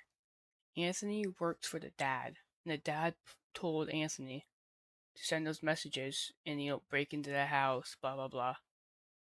So the cop thinks Anthony kills her, and then the dad kills, and the husband doesn't go to jail, installs cameras around the home, dash cams in her car, and starts carrying a concealed handgun everywhere she goes. By late October, Crystal's barely sleeping. She keeps a spreadsheet of her stalker log, documenting every message she gets. Then, almost a month later, a new email from Anthony confirms her worst fears. This your husband? This your husband drives like old lady. To drive safe, don't want to clear rubber hose in his tailpipe. Bro. Drives like slow old lady. He needs to drive safe. The email comes with an attached photo showing her husband Daniel at his workplace. Now the stalker isn't just targeting Crystal. He's coming after her family. Crystal realizes she can't handle this alone, so she hires a private investigator to track down Anthony's addresses and digital history. Then, on Halloween night, she calls the police. So, how can I help you tonight? What's going on? Yeah, so I have an ex from a very long time ago who has occasionally found me on social media, and it's never been an issue until this month. So this month, I have received numerous text messages, and then today I got an email that is very threatening, and it escalated to the point that he took a recent picture of my husband at his work location. So the stalking is getting a little too aggressive at this point in time. Okay. So my last contact with this individual was 5 years ago, where I told him I was happily married. I had no interest in what he kept contacting me. He kind of blew things up and then blocked me. I blocked him, haven't heard from him since. After explaining everything to the officer, she documents each detail and forwards the case to the department's investigative unit. Within hours, the file lands on the desk of Detective Andrew Martinez, a seasoned investigator who's worked some of Broomfield's toughest cases, including abductions and violent crimes. Martinez schedules a formal meeting with Crystal for the following week, hoping to get a clearer picture of what exactly is happening and who this Anthony really is. And they have no clue that the husband is the killer. When she sits down with Martinez, the situation has already escalated far beyond what Crystal first reported. So, I mean, like, he saw, like, full pictures of my family, of my kids. Like, I locked down my profile real fast after this, because it was pretty alarming, right? Where he's like, we're meant to be together, and my family loves that we're talking. And I'm like, whoa, you think that we're, like, in a relationship? So I shut it down real hard. I said, this is really creepy for me. You need to stop. And he got, like, real emotional, and then blocked me. I'm like, good. And I blocked him, and I'm like, and then I shut down Facebook entirely. The one development that I have, I did get the full-blown report from the PI problem, and you'll see this in this report.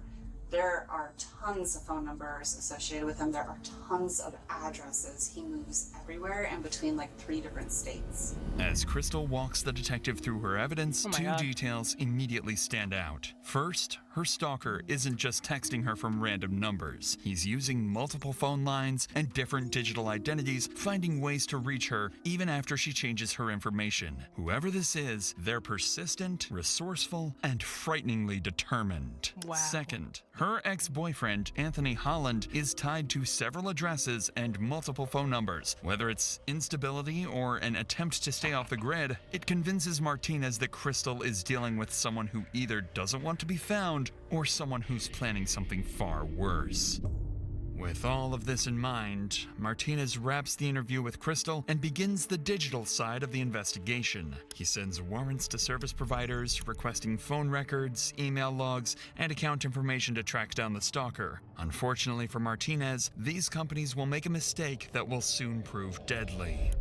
While waiting for the digital evidence to come back, Martinez decides to follow up on something else. The garage break-in Daniel reported back in September when a stranger supposedly stole their spare house key. He brings Daniel in for a formal interview, wanting to know whether he's noticed anyone following him, but instead of clarifying things, Martinez is about to learn something far more unsettling about the Krug household.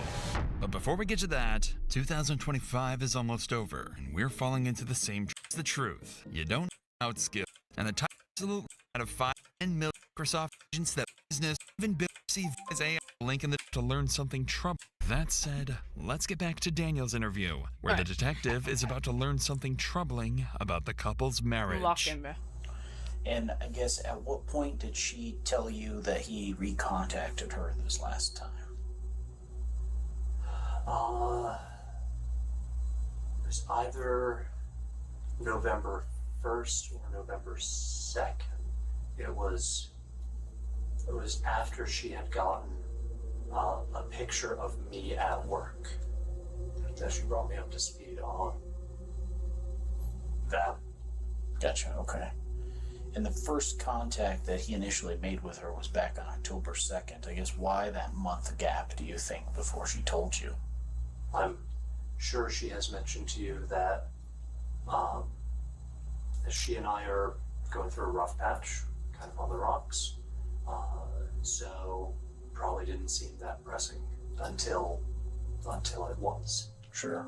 And she didn't mention that to me, that you guys were having a rough time currently. Are you guys in the process of separating, getting divorced, or working through things? To be determined.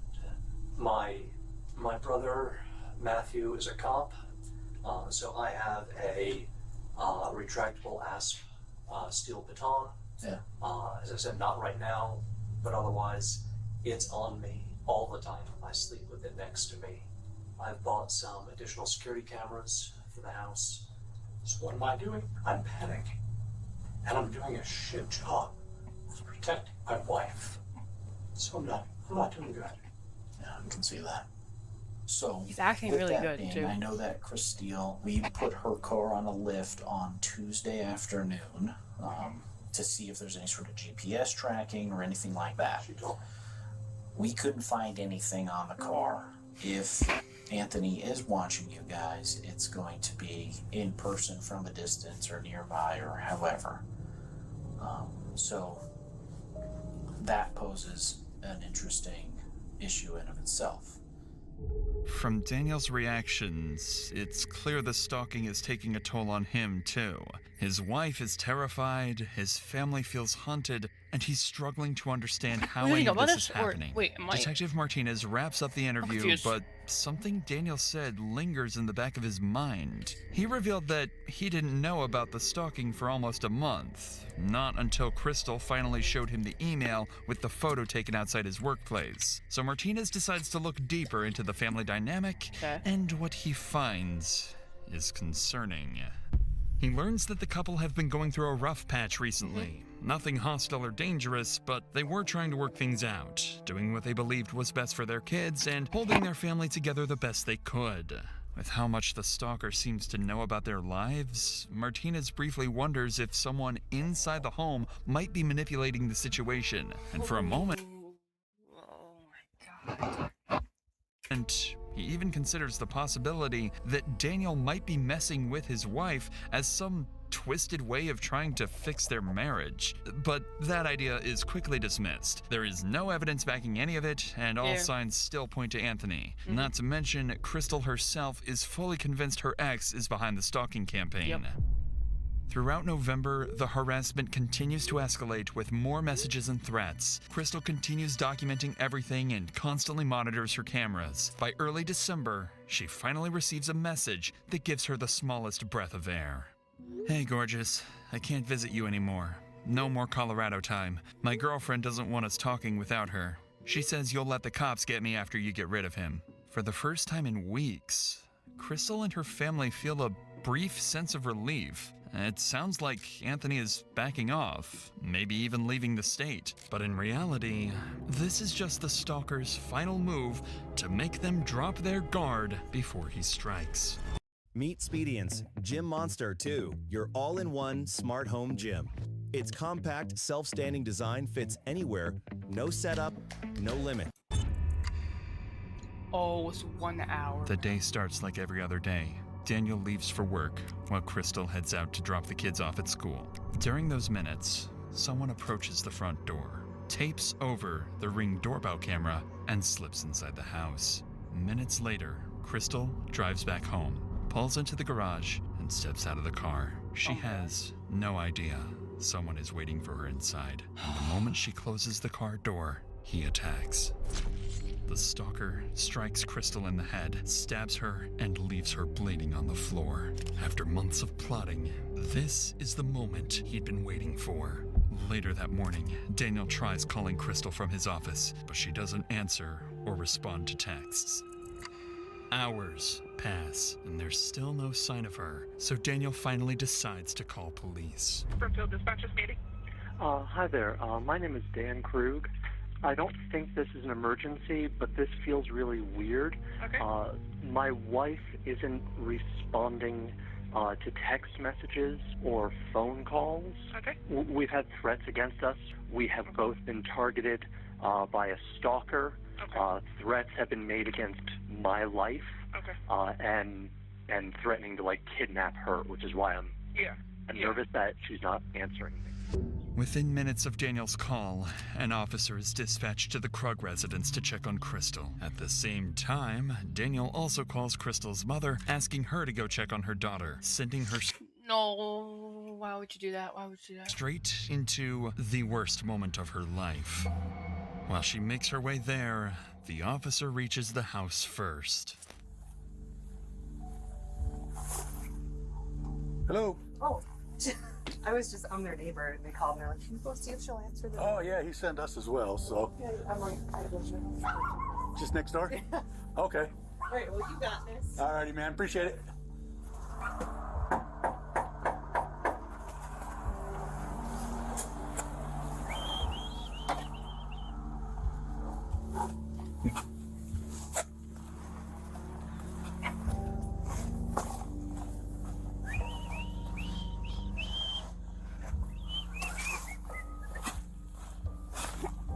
The house looks quiet, and the officer doesn't notice anything wrong from the outside. But before he clears the call and drives off, something nags at him. So he brings his patrol car a little closer to check the garage, where he's about to uncover a tragic, horrifying sight.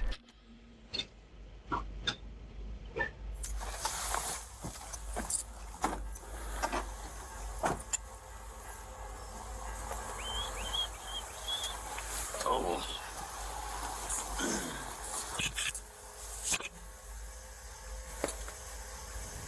As the officer leans in for a closer look, he spots a body lying on the floor, motionless, with blood smeared across the wall.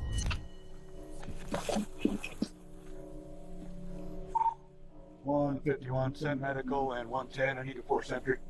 I got a female down in the garage.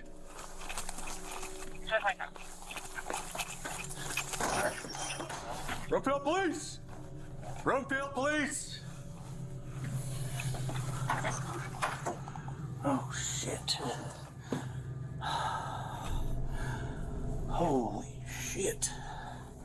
The officer steps into the garage to find Crystal with what looks like a severe head injury, so he immediately begins performing CPR, working on her for several moments with no success before opening the garage door to give medics access. Oh my god, Mom, dude. But instead of paramedics, someone else soon arrives. Garage is open now.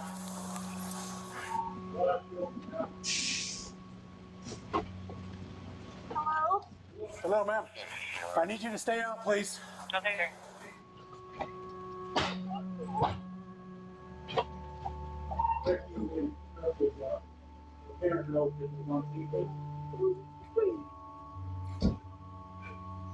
Tragically, as the garage door is lifted to get medics in, Crystal's mother catches a brief glimpse inside, just long enough to see an officer performing CPR on her daughter. Before she can process what she's seeing, another officer quickly arrives to shield her from this nightmare. Cam! I need you to come over here for a minute, okay? So we can work. I understand. I need you to come on over here, okay? Oh, I feel so bad. I know. do me a favor. Go and sit inside so we can work on her, okay? So we can try to get her the help, okay? What's your name? Linda. Linda? Okay. My name's Officer Zamora, okay? I'll come out here and I'll give you some news as soon as I can. She's okay. I have no idea just yet, but I know that they're working on her. The officer in there has been working CPR on her, and I think she's doing okay, okay? My husband called. He did. He's the one that called us and let us know, okay? Go ahead, take a seat for a minute. I'll be right back here, okay? I need to tag out, man. She's got a head wound. I don't know if it's from falling or something else, but probably falling, but I don't know, man. It's a good one. Yep. Husband said there was a stalker threatening to kidnap her, so I don't know. No, she's unresponsive. Decent head wound. Where we have more room at the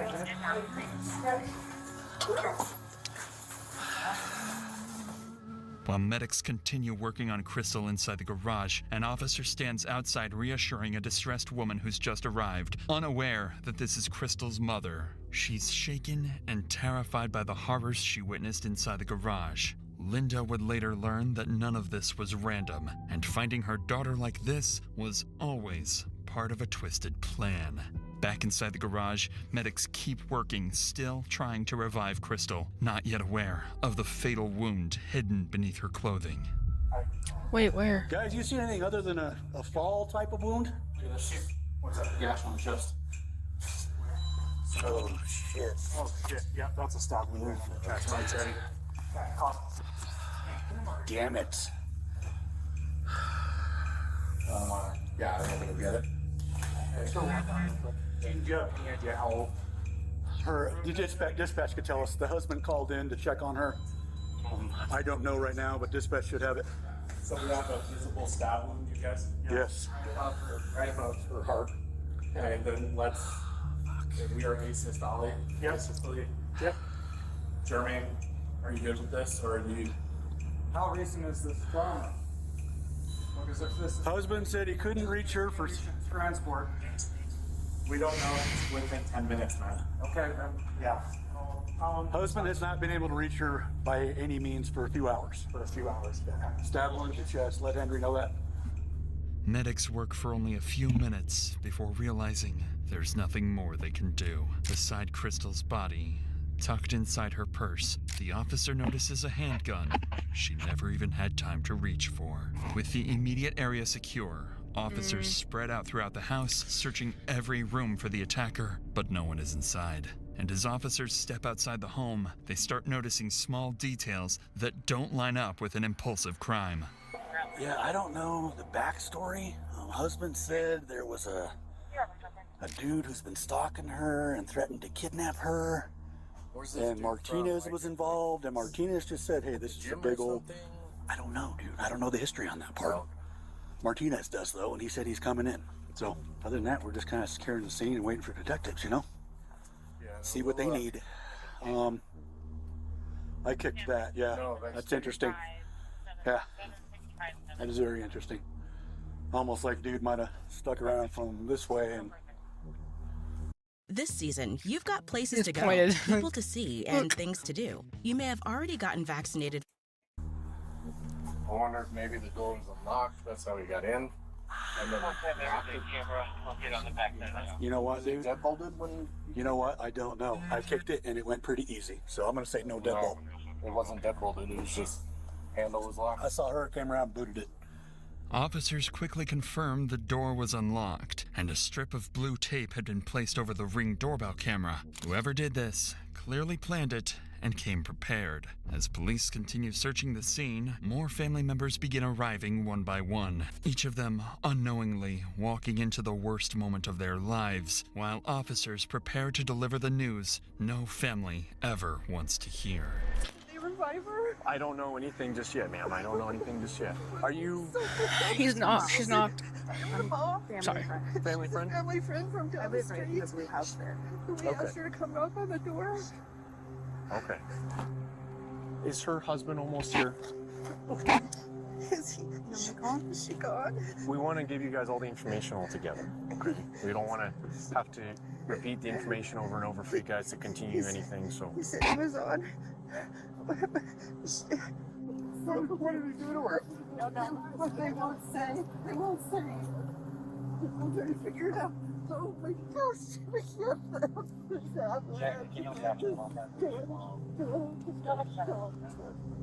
Who's in charge of the doctor?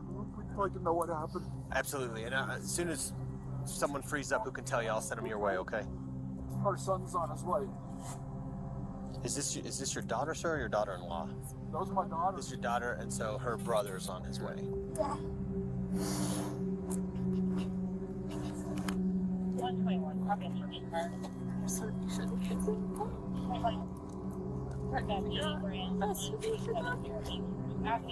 With Crystal's father and brother now at the scene, the weight of what's happened settles over the family, and it grows heavier by the minute. The only person missing is Crystal's husband, Daniel, the man who feared he wouldn't be able to protect her for weeks. Now he's on his way to find out those fears have come true. As they wait for him, detectives arrive at the scene and begin coordinating their next steps to hunt down whoever did this.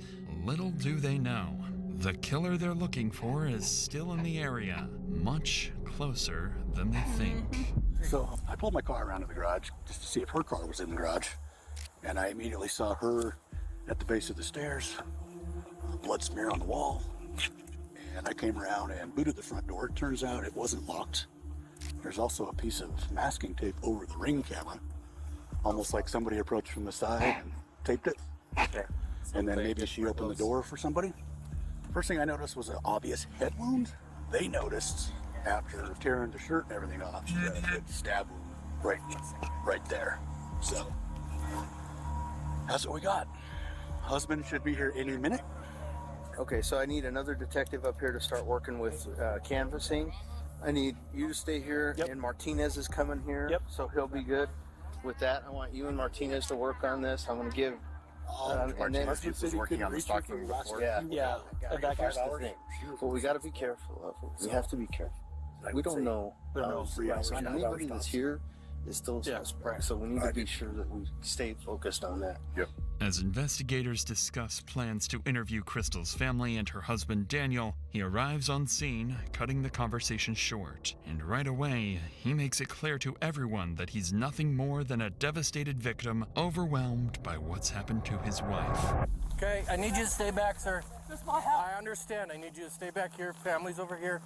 Family's over here.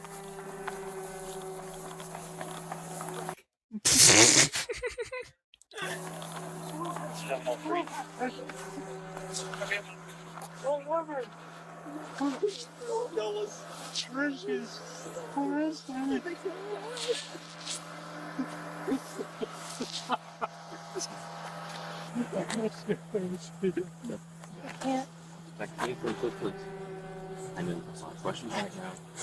Fortunately, we don't have a lot of answers for you. But know what you want to do right now, that we can have about it. Together so you guys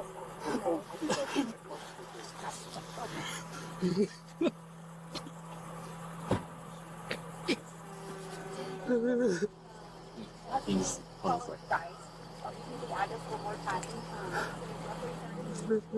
What could you have said? Someone leave me over there?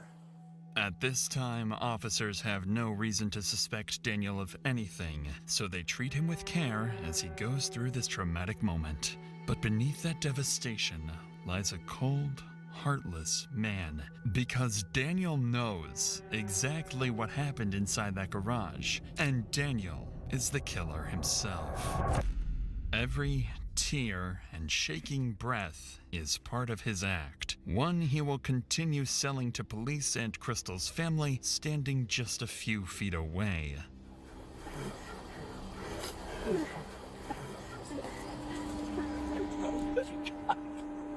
I didn't protect her. I was the person who attacked her. Let them know about. They're not going to talk to her. They're not going to say nobody says anything. They're just going to tell her they're. We don't tell. This is a family matter. We're just going to figure out a reunification. I didn't protect her. Just make sure that transportation. As this tragedy unfolds, Crystal's mother embraces Daniel, trying to comfort him, having no idea the man she's holding is the one who murdered her daughter.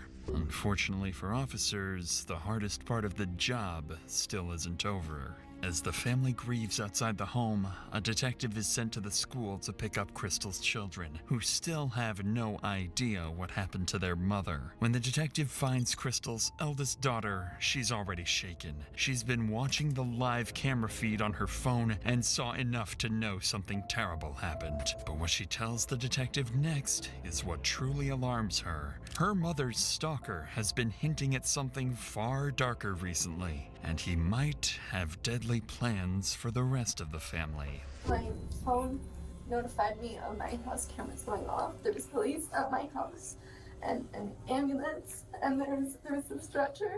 I couldn't bring myself to see who was on the stretcher, so I call my mom and dad. My dad picks up and he's crying.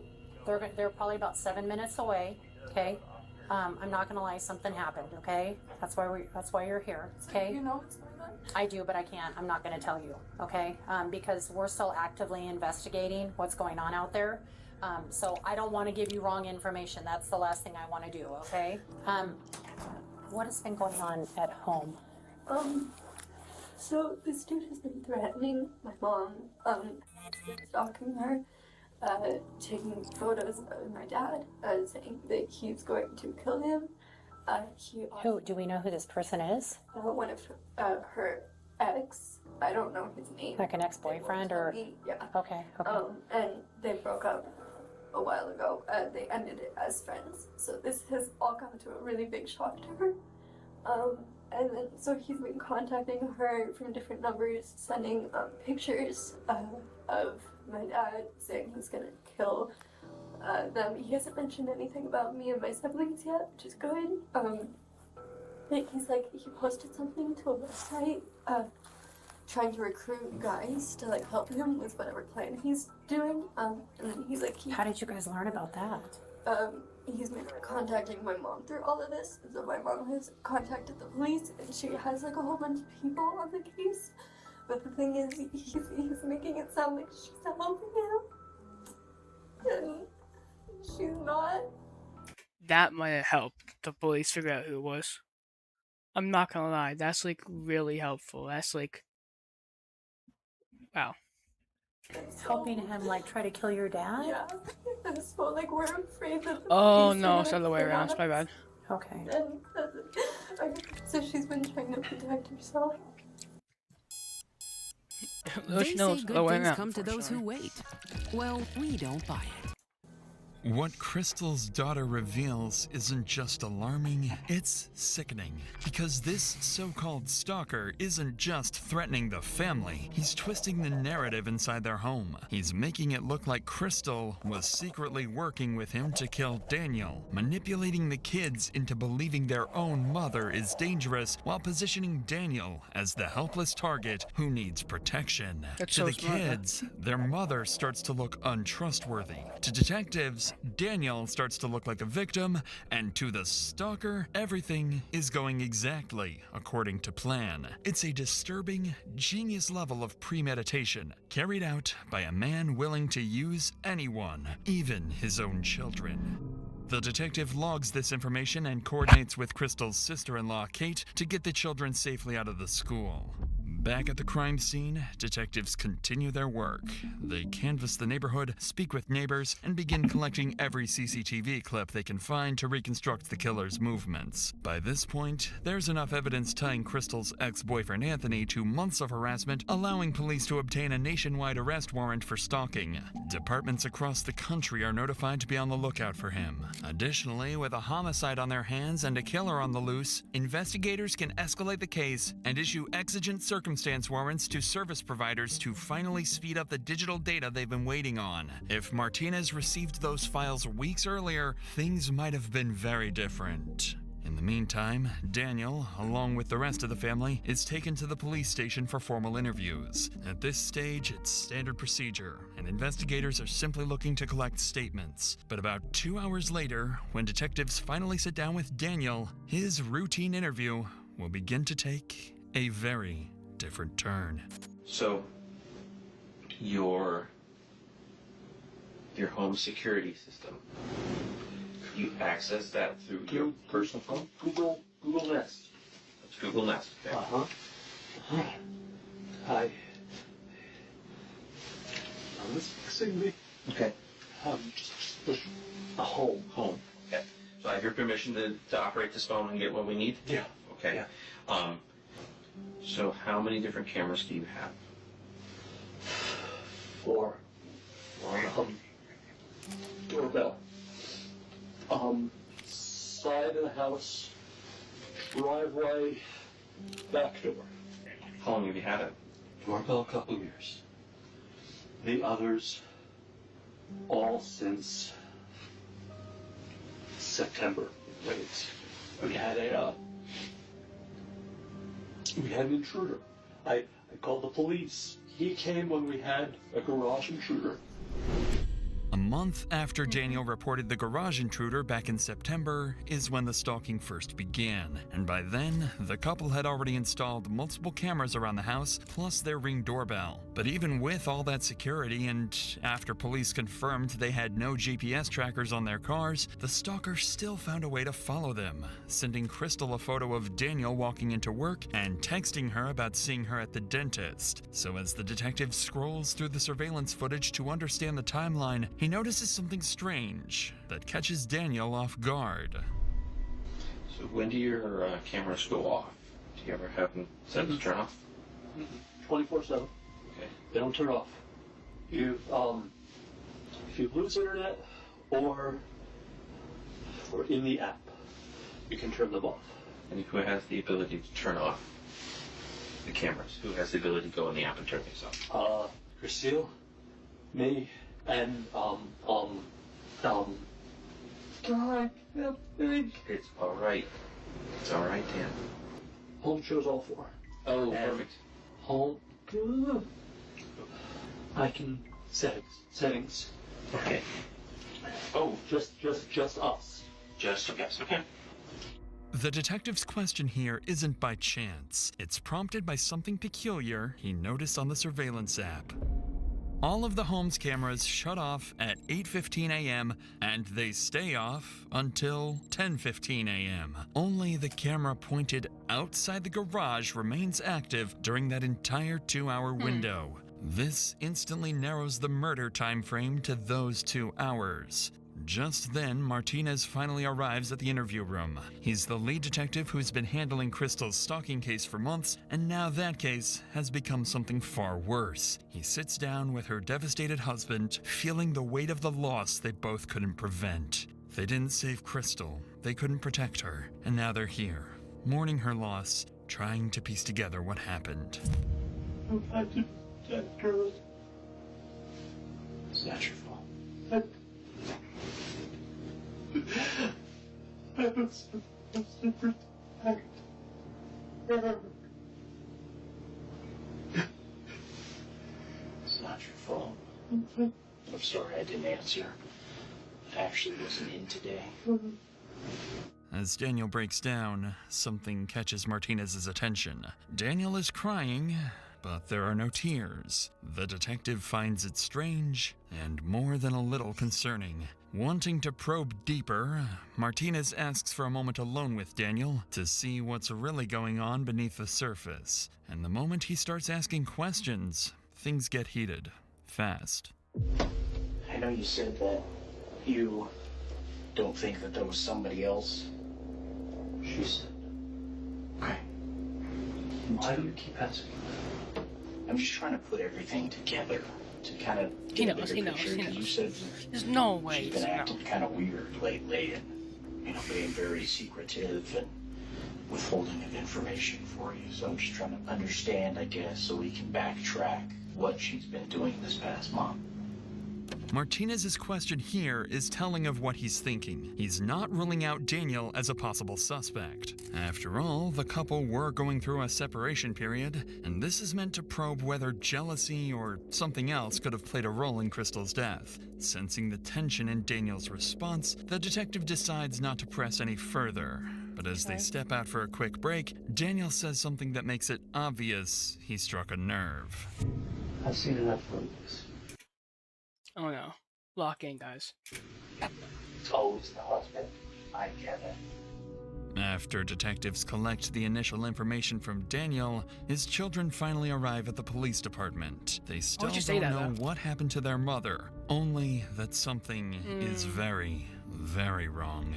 Daniel is notified of their arrival and given a choice. Should he be the one to tell them, or leave it to officers and Crystal's family? Instead of letting someone else deliver the news, Daniel insists on telling them himself. A decision that appears compassionate on the surface, but underneath, it's a way for him to control the narrative and shape how his children see him, even in a moment of tragedy. Following this, investigators sit down with Crystal's family to begin their interviews, and this is where things start to take a concerning turn. Up until now, the case seems straightforward. Crystal has a stalker, her ex-boyfriend Anthony. That stalker killed her. Find Anthony, and you find Crystal's killer. But once detectives start speaking to Crystal's parents, brother, and sister-in-law, things become far more complicated. And what they learn next will force them to reconsider everything they think they know about Crystal, her marriage, and even her stalker. So your understanding, I guess, of it's the ex-husband who's been kind of... It's not a husband, it's an ex-boyfriend. Ex-boyfriend. From when she was 18 years old. Okay, gotcha. Can you think of any, I guess, recent, has he reached out to you? Have you seen any... No, he's never contacted me. I know yesterday she told me that he had messaged her again 2 days ago or so. Let her know that he was ready to come back, and so she can go ahead and off her husband now. Make it look a little like she was in on this whole deal with killing her husband, I guess. Do you think there's anything doesn't feel right, doesn't seem right, something that, I don't know, you just feel like might be important to our investigation? I don't know, I know that Christine was, very concerned and worried about this guy, and I just always felt like it was, there was something weird about it, but I can't put my finger on it. I feel like she had said that it was, this Anthony guy, that it seemed very different than past behavior in him, that he was never sexual in the past, and that these were, very, hypersexual things. And so I think even at one point she was questioning whether it was actually him. I don't know if you necessarily know anything more about that, but they also just kind of mentioned you guys are kind of close, and just see if maybe some sort of insight on that at all. Insight on their marriage? Or just, was there issues going on? Were they having problems? Was there, kind of anything that was kind of... She had shared with me that they had separated. Okay. But were still living together a year ago.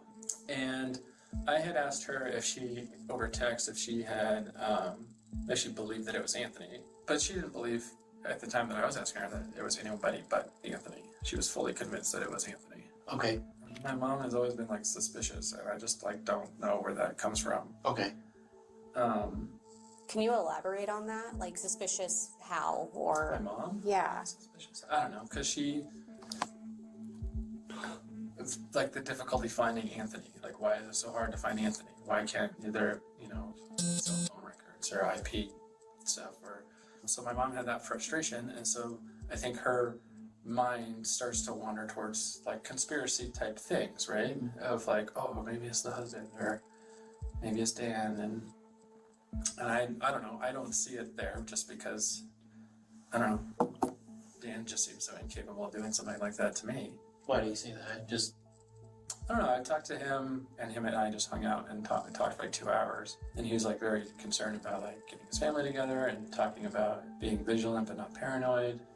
Even though Crystal's brother Lars sounds skeptical of his mother's suspicions, she isn't exactly wrong, as on the surface, it makes no sense that Anthony couldn't be tracked down for months. Lars would also go on to explain that Crystal and Daniel saw their marriage very differently. Crystal wanted out, Daniel didn't, and the family seemed to view their relationship as dysfunctional but not violent. But listening to these statements, one thing becomes very clear. Every family member felt that something about the stalker was off. There was a shared intuition they couldn't quite articulate, and when detectives sit down with Crystal's mother, she makes that suspicion very clear.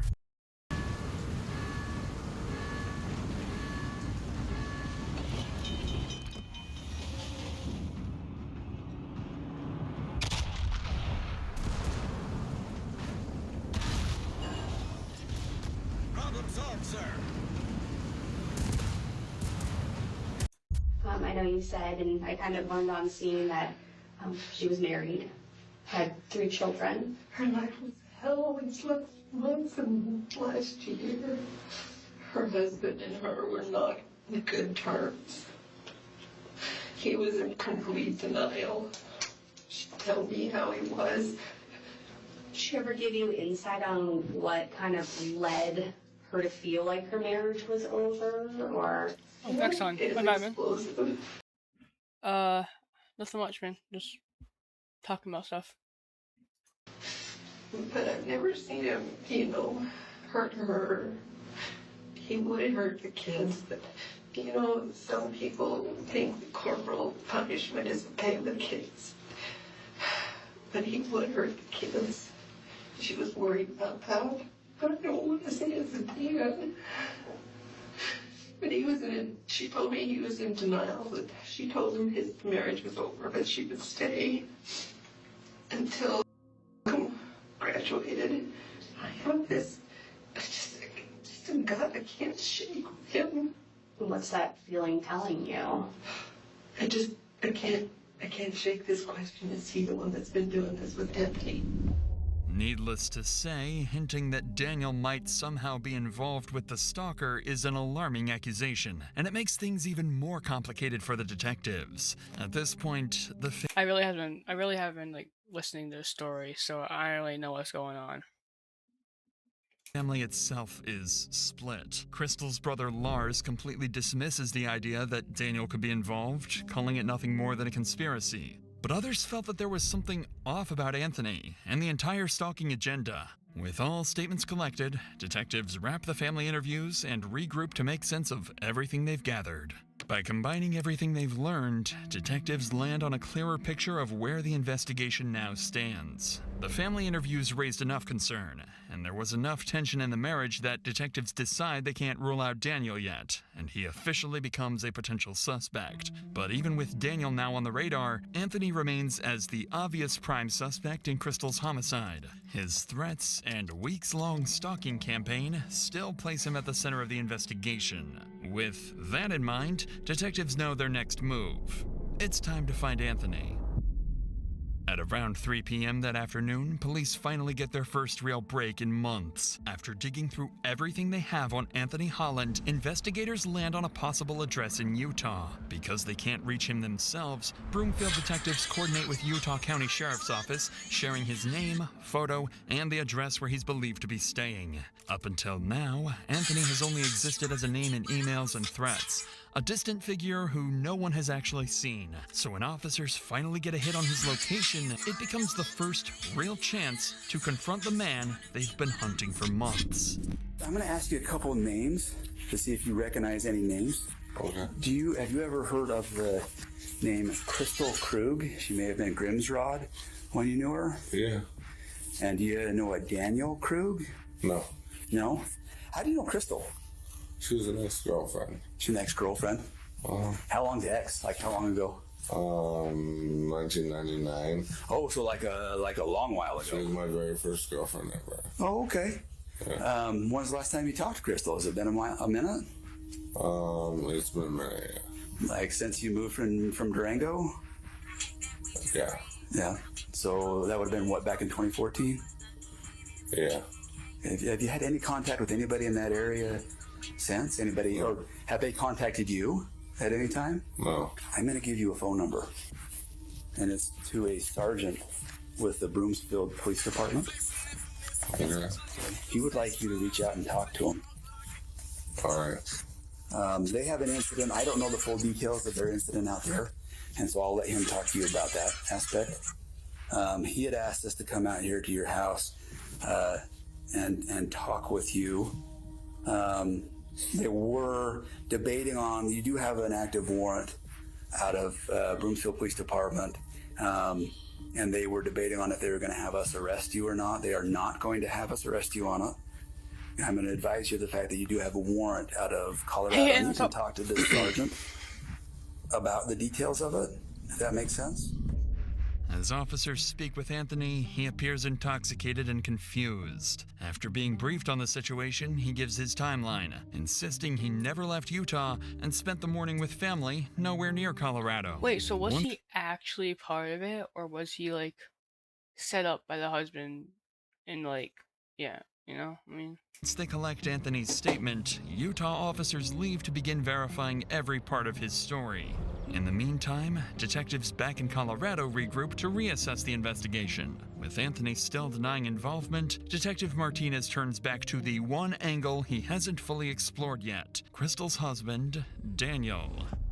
Since he never ruled out jealousy or affairs as a possible motive, he decides to dig deeper into Daniel's past. And that's when he stumbles onto something interesting and very unsettling. While searching old reports, Martinez finds a closed but unresolved stalking complaint from years earlier. The victim who filed it is a woman named Carrie, and as it turns out, she was Daniel's ex-girlfriend. The more Martinez reviews, the more disturbing the... Oh my god. Did he kill multiple women? Pattern becomes. The report claims she was stalked for weeks by an obsessed man who impersonated multiple people, manipulating her through fake identities. Detectives quickly locate Carrie and bring her in for an interview. When they sit down with her, they uncover a story so disturbingly similar to Crystal's, it opens up an entirely new theory. Check out how this app helped me buy whatever I want in my favorite game. Unlimited money makes it so you can get what you want from the game right from jump without the grind. Let me toggle this in Starfield real quick. Look at this sick ship I was able to get. I think it was, you know, like I said, a couple months I broke up with him a couple months into my freshman year. He, you know, he was pretty emotional, I would say. Sort of desperation would maybe be a word I would use to describe after the breakup of, please don't do this, kind of, you know, crying, that sort of thing, that I can recall.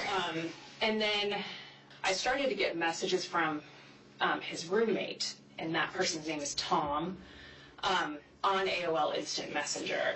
And I know Tom is real because they were roommates. If I called him, Tom would sometimes pick up the phone. They had a joint room and a joint phone. Tom, his role, I would say, was sort of to gain sympathy from me for Dan and continue to encourage me to communicate with Dan. There was perhaps some indication that he was, or was, because of the breakup, just really not doing well. So this, you know, made me keep communication up with Dan. And Tom ended up being Dan, right? So all these people I'm going to tell you about end up being Dan Krug, not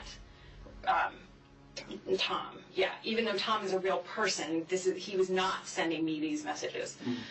Suffice it to say, what Carrie tells detectives sounds all too familiar. He's cooked. Everything she describes echoes the same pattern detectives have been seeing with Crystal, but the parallels don't stop there. Things I remember is a group of my friends from our dorm had met, I don't even know how, some cadets from the Air Force Academy. Sure. And so we all went to, I think we went to a movie, something super innocuous, and there was like a group of us. I must have told Dan about that. And I think it was 2 or 3 days later, I got a message from someone named Nick Clark. And Nick basically said, I'm a cadet at the Air Force Academy.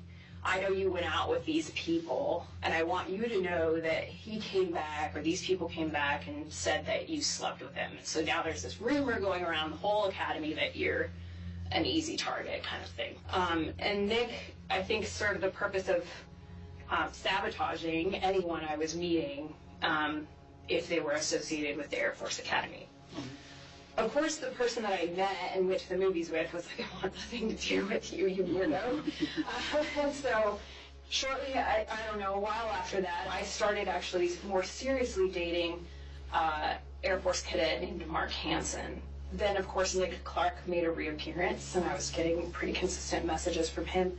And so he said, you know, we need to find out who's doing this. And he got me a meeting with the Office of Special Investigations at the Air Force Academy.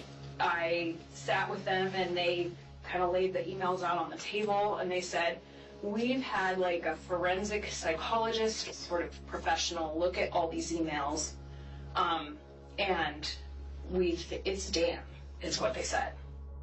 Carrie would go on to explain that despite their suspicions, there was never enough evidence tying Daniel back to the messages she received then. Everything had been sent from a public library, and because of that, her accusations remained just that, suspicions. But even without proof, the similarities between the two women's experiences are impossible to ignore. And for the first time, detectives begin considering a fourth possibility they never imagined. What if Daniel has been playing everyone? What if he's been impersonating Anthony? What if he's always been the architect behind the entire stalking campaign? Detective Martinez receives the intel from Carrie's interview, and with that, Daniel officially becomes an equal prime suspect alongside Anthony. At this point, the only thing that can give them a definitive answer is the digital evidence. So while they wait for that, Martinez receives something he can work with immediately: the full set of surveillance footage collected from the neighborhood and Daniel's workplace. Investigators sit down and begin reconstructing the full picture of what happened before Crystal was killed. Shortly before 8 a.m., Crystal arrives home after dropping off the kids. She pulls into the garage, closes the door, and everything looks normal. Minutes later, at 8:15 a.m., the entire security system goes offline. Every camera except the outside garage camera is taken down for the next 2 hours. At 8:25 a.m., that lone camera records something deeply concerning.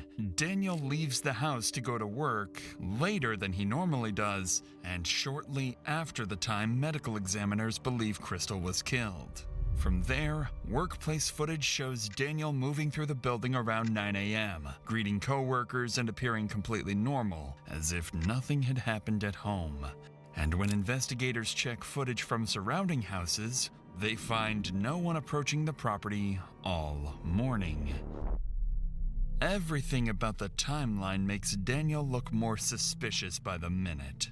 With all these new developments, detectives bring Daniel back in for another interview. He walks in expecting routine procedural follow-ups, completely unaware of how much has changed since the last time he sat in this room. This is when Daniel's months-long, carefully crafted plan begins to crumble. This time, Detective Martinez walks in.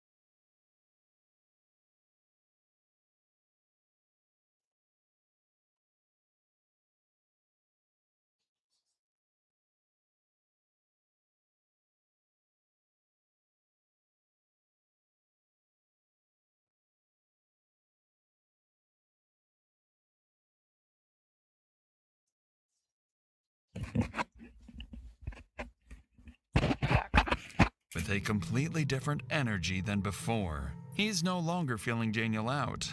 He's here with one clear objective: confront him with what's been uncovered and see if his version of events finally breaks. Alright. How you feeling right now? Just kind of about everything. No. Numb?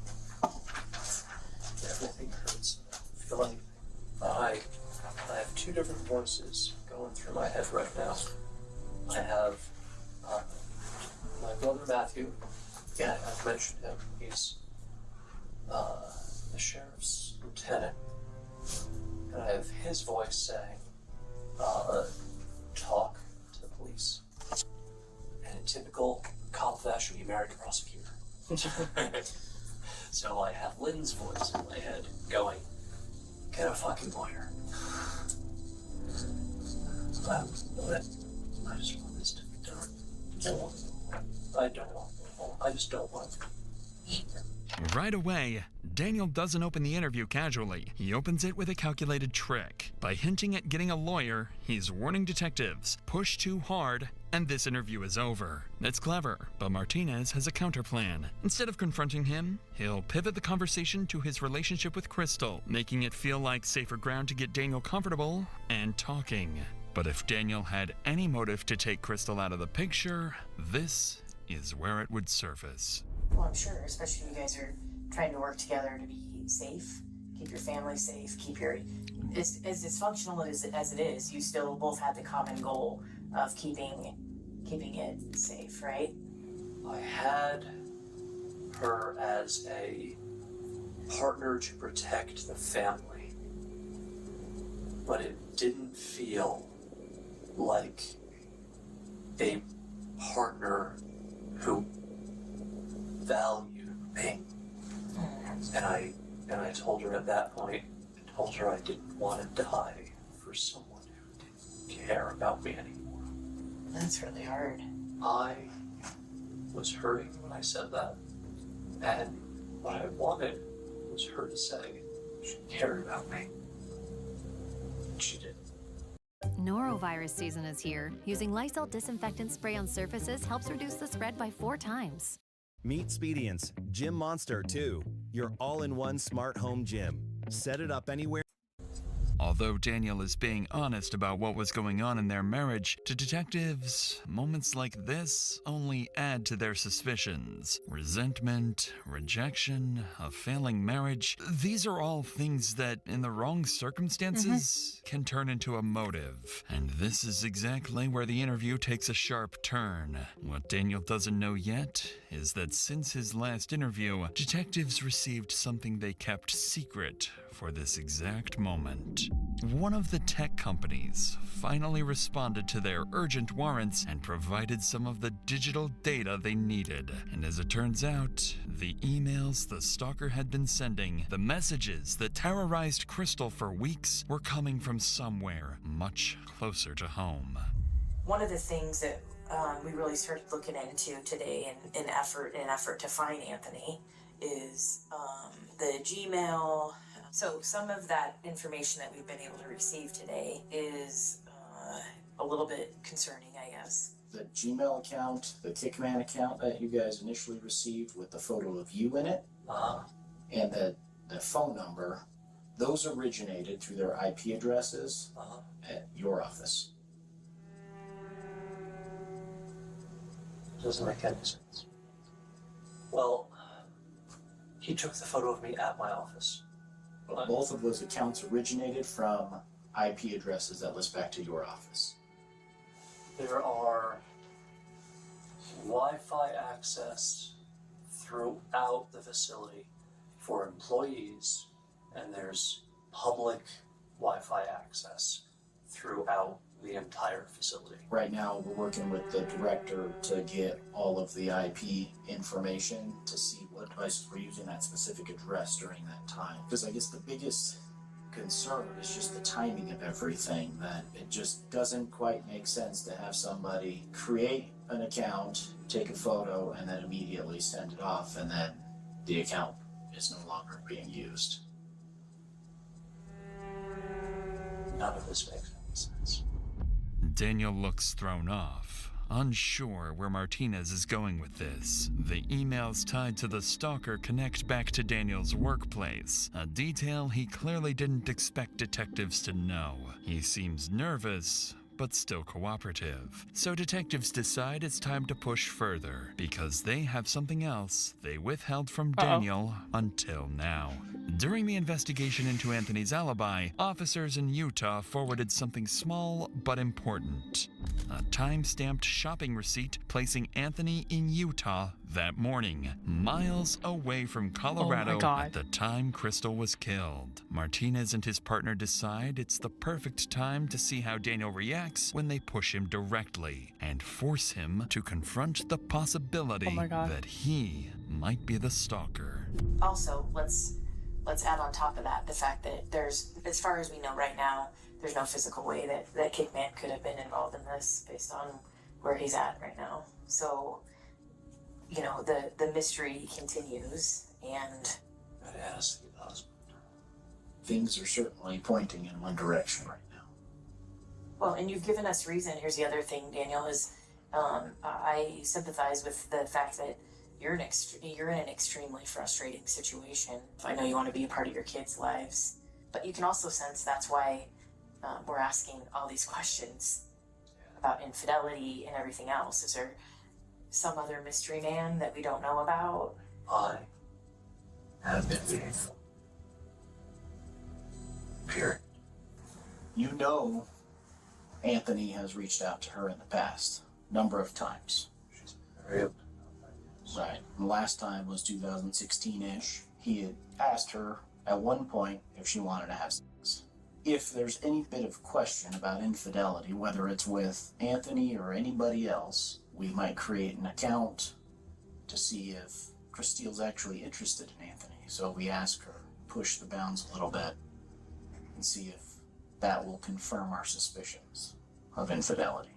You don't get the response and the openness you once did for about 28 days, from October 2nd to October 31st. So you amp it up a little bit, send a photo of yourself to her, and an account you created. I get the narrative you're putting together, but it alleges that I would do this to my children. But I think ultimately what happened today would bring you the closest to your children that you've probably ever been, in your mind. I'm very close to my children. You're afraid to lose time with them if you get the divorce. Clearly, detectives managed to perfectly articulate Daniel's reality. Ooh, damn. One he may not have even fully admitted to himself. He is a man so terrified of losing his children, so desperate to stay in control of his family, that he would do anything if he felt it slipping away, even if it meant murder. The detective's brutal honesty leaves Daniel speechless. He doesn't argue or deny it. He just sits there in quiet resignation, wearing the look of someone who's realizing everyone can see straight through his lies. If you were watching these facts unfold in front of you in a movie, what would you say happened? There has to be someone else that was able to turn off the cameras, that was able to use your IP address from your work to create accounts, to send messages and photos, to act as a stalking suspect. I don't know, I'm not the one who does this. I'm analytical at work, and I read and write fiction at home. I don't do crime drama. I don't know what any of this is. Kickman is 6.5 hour drive. And then in fact, he was contacted in his house, severely intoxicated. There's no way he could have made that drive. All this time that we've been looking for him, for the protection order, and you just found him today, like that. We've been chasing the wrong dog. It sounds like you're accusing me. We have a lot of information that points your direction, and we were hoping that you could provide explanation other than it wasn't me.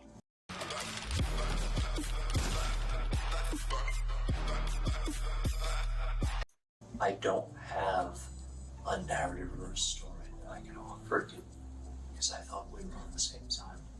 What would you think, or what would you say if we told you that other people you talk to that are close to your wife, expressed that she had maybe told them that she suspected you of having... She said that right to my face, that she wanted to know if it was me. I told her no. But I think there's more to the story. Like, I don't know, it just doesn't, it's not adding up.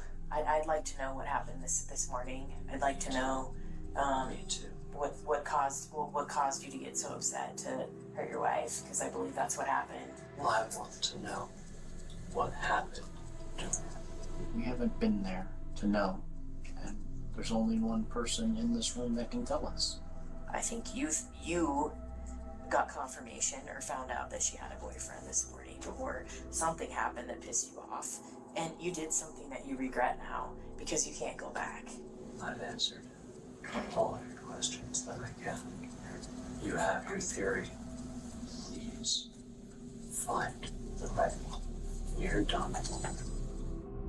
As calm as he's been this entire interview, Daniel finally decides he's had enough and drops the act. His story has crumbled. Detectives see straight through his lies, and he knows it. With nothing left to cling to, Daniel quietly asks for an attorney, and the interview comes to an end. Even though he continues insisting he's innocent, there's one detail Daniel admits on his own. One no one even knew about until now. Crystal herself confronted him about being the stalker. Hearing that from Daniel's own mouth hits Martinez hard, because to him, that sounds like the kind of confrontation that could have pushed everything over the edge. But without hard proof, detectives can't yet say Daniel is truly responsible. So with the interview over, Daniel is processed for physical evidence and escorted out of the police station. But before he leaves, he turns back and tells detectives one final thing. I won't be assigned who did this.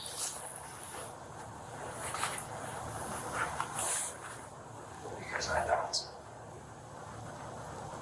You don't believe that? Fine. Just don't stop looking elsewhere. Something. Okay? Find the fucker who did this. Are you married? With kids? Divorced? Right behind you. I don't care if you capture him. I just want the fucker to pay. He took my children's mother for Christmas. Over the next 2 days, the case becomes the department's top priority. Every available officer is working on it, and this is when the investigation finally begins to break wide open. Officers in Utah finally finish verifying Anthony's alibi. They find surveillance footage showing him in Utah at the time of Crystal's murder, and there are no travel records or license plate pings placing him anywhere near Colorado. Then, the last of the digital evidence arrives, and this time, it's overwhelming. The burner phones used to send the threatening messages to Crystal were purchased with a Visa gift card registered under Daniel Krug's name, and cell tower records show those burner phones were always in the same location as Daniel's personal phone, meaning he was carrying both devices at the same time. And then comes the final blow. Detectives uncovered Daniel's Google searches from the night before the murder. How hard would you have to hit someone in the head to make them unconscious? When is a head injury a cause for concern? Piece by piece, the picture comes together. There's no Anthony, there's no mysterious stalker. It's always been just Daniel. Detectives now understand exactly what happened. Daniel created the entire stalking persona in a twisted attempt to regain control of his failing marriage. And when Crystal began to suspect the truth, Daniel killed her to cover it up. On December 16th, an arrest warrant is issued for Daniel Krug. Officers are dispatched immediately, finding him on his way to his daughter's dance performance. As patrol units close in, Daniel's movements strike them as suspicious. He appears to be heading back towards his car, and officers believe he may be trying to get away. This is a detective. Get him out. Go. On the island. Just get right. All right, we're coming up in front. Just get up and bump back. No, fuck. Go. Just go. Go. Show us your hands! Show us your hands! Hands on your face! Your hands on your face!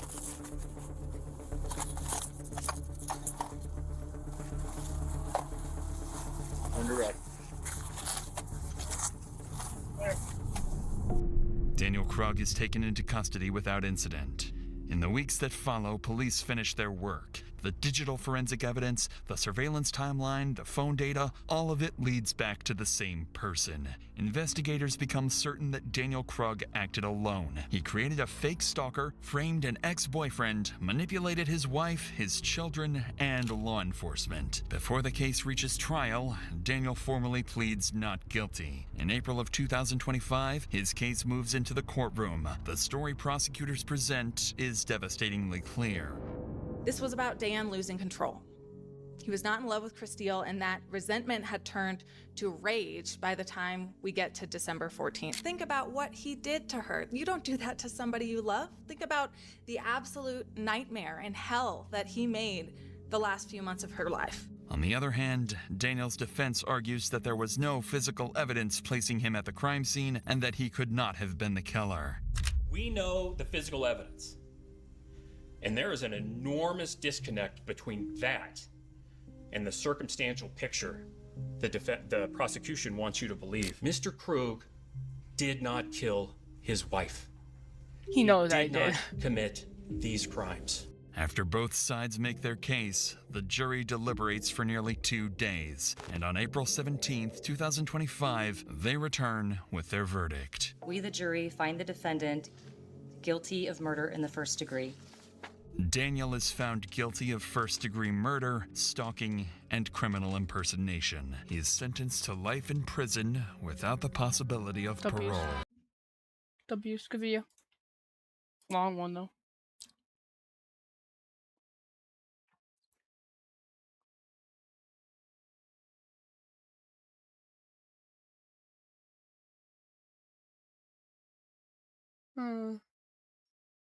Plus Joe Barlozzi.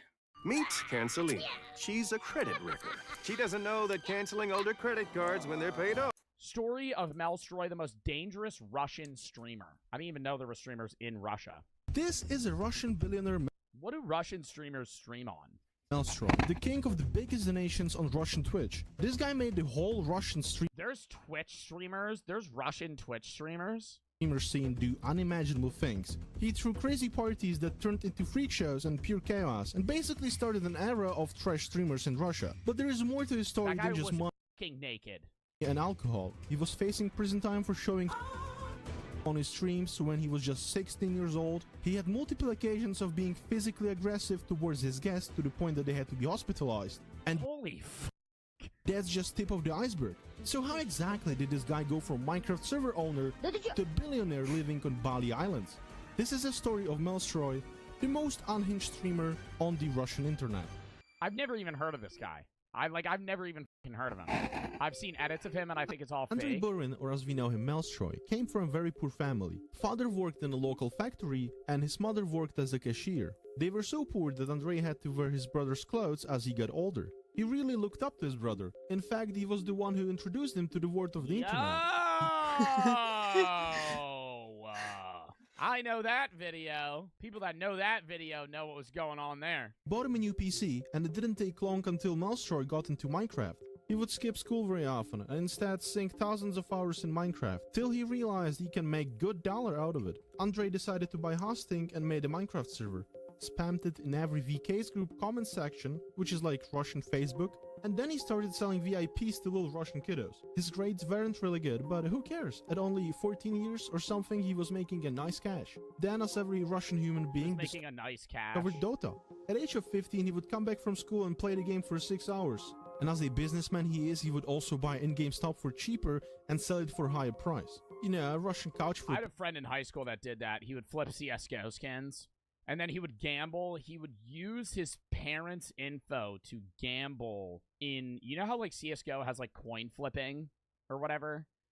He would, like, do that and try and make money on CSGO. And then it delved into, like, senior year. He would gamble in class. And he would bet, swear to God, $2,000 a spin on roulette. And he was in a class. I wasn't in that the classroom he was in at the time, but one of my friends was. And he lost $5,000 in like 3 minutes and started fucking freaking out. But he was like, dude, and he had like 20K. Like, he made a lot of money off of this shit, but he had like 20 grand and was losing like 5. Like, he was like spending like the equivalent of like XQC's hands in fucking blackjack, but he was just like a high schooler. Crazy. If you aren't gambling, you're wasting opportunities. Little Joe Bart merch shout as time roll. Anyway, we also have the all-seeing eye, and we have rolling trays. They're small, compact. You can fit them anywhere. They're hard, you know. They're metal. They're not going to break. They're not going to be available much longer, so get it while you can. JoeBartolozyStore.com. Link in description in the comment section, or you can just search up the website, whatever the hell you want to do. Outside of that, you know, thank you for tuning in for this little ad for the fucking Joe Bart merch. Let's get back into the video. But Andre would soon get tired of playing games and get interested in something more profitable, yet not so legal. When Melstroy turned 16, he started to stream CSGO. This is where things take a little more darker turn, however. The thing is that Melstroy's streams were pretty popular, but not necessarily because of his Counter-Strike gameplay. He used to go to Russian Omegle, where he randomly stumbled upon girls, chatted with them for a bit, and then he casually asked if they would do something strange for a piece of change. And guess what? They really did. They stripped, they danced, all that just for a little bit of online cloud. These streams were so popular that in the year of 2017 in January, around 60,000 people would come and watch him cook. 2017? Was streaming even big then? Fuck, dude. I don't even remember. I probably watched a few Twitch streamers in like 2015, 2016, but rarely. Like, when did Twitch even start? Like 2016, right? Twitch? 2011? They had no streamers on that shit then. No shot, dude. He wouldn't delete his VODs right away after the stream, and that's how he got away with it for around 3 months. Well, it's cool, I guess, but I don't think nudity is really allowed in YouTube. Be quiet, Timmy. It was like 2014 or something. Nobody really cared. However, what YouTube did care about was that these girls were underaged. It was on YouTube, and they didn't fucking immediately catch that? Ah, but YouTube, yeah, YouTube in 2014. YouTube in 2014 was like anything went. They would monetize somebody killing someone in 2014 on YouTube. I remember getting ads on videos back then of like just, oh my, the most gut-wrenching shit you could ever see. Just not even age restricted. It was just a fucking regular YouTube video. March of 2017, music producer and YouTuber Daniel Akashian told the public about what kind of streams would Andre do. Yeah. When I was younger, my mom caught me looking up naked people on YouTube. Yo, what's hilarious though is that was the first shit I did too. That's Same, like bro. actually, that's like actually, swear to God, bro. That's like actually so relatable. That is so relatable. And like, dude, swear to God, like first thing would you feel like a boobs. That's what I did. You didn't know Didn't what get to caught. do. You're just like, fuck, boobs, hot women. Мне кажется, что он психически нездоров. Блять, какой пиздец! This way more people found out about Andre's activities, including the government. So when he was sitting in college, chilling, police busted in his apartment, took his PC to their station to analyze and get the proof of spreading allegations. After Melstroy received the news, he's on the run. He would hide for 3 months in random hotel rooms while still streaming to the large audience, almost like... He would stream while he was on the run from the police? And then something that nobody expected happens. After 3 months of intense search, they just let him be. They dropped the case. Which is pretty interesting considering how usually these cases go, and let me tell you, they don't go really well in Russia. Ты как ездишь? Чё хочу? Извините. So at least to me it looks like his parents paid a fat check so Melstroy didn't have to go to the prison, or as Melstroy says, judge was like, man, you know what, you're only 16 years old, you're not gonna ruin your life or anything, we chillin'. No, you can believe in whatever you want, just letting you know that there are 2 different versions of the story. After this incident, Melstroy realized that streaming nudity won't really get him far. However, he had a different plan.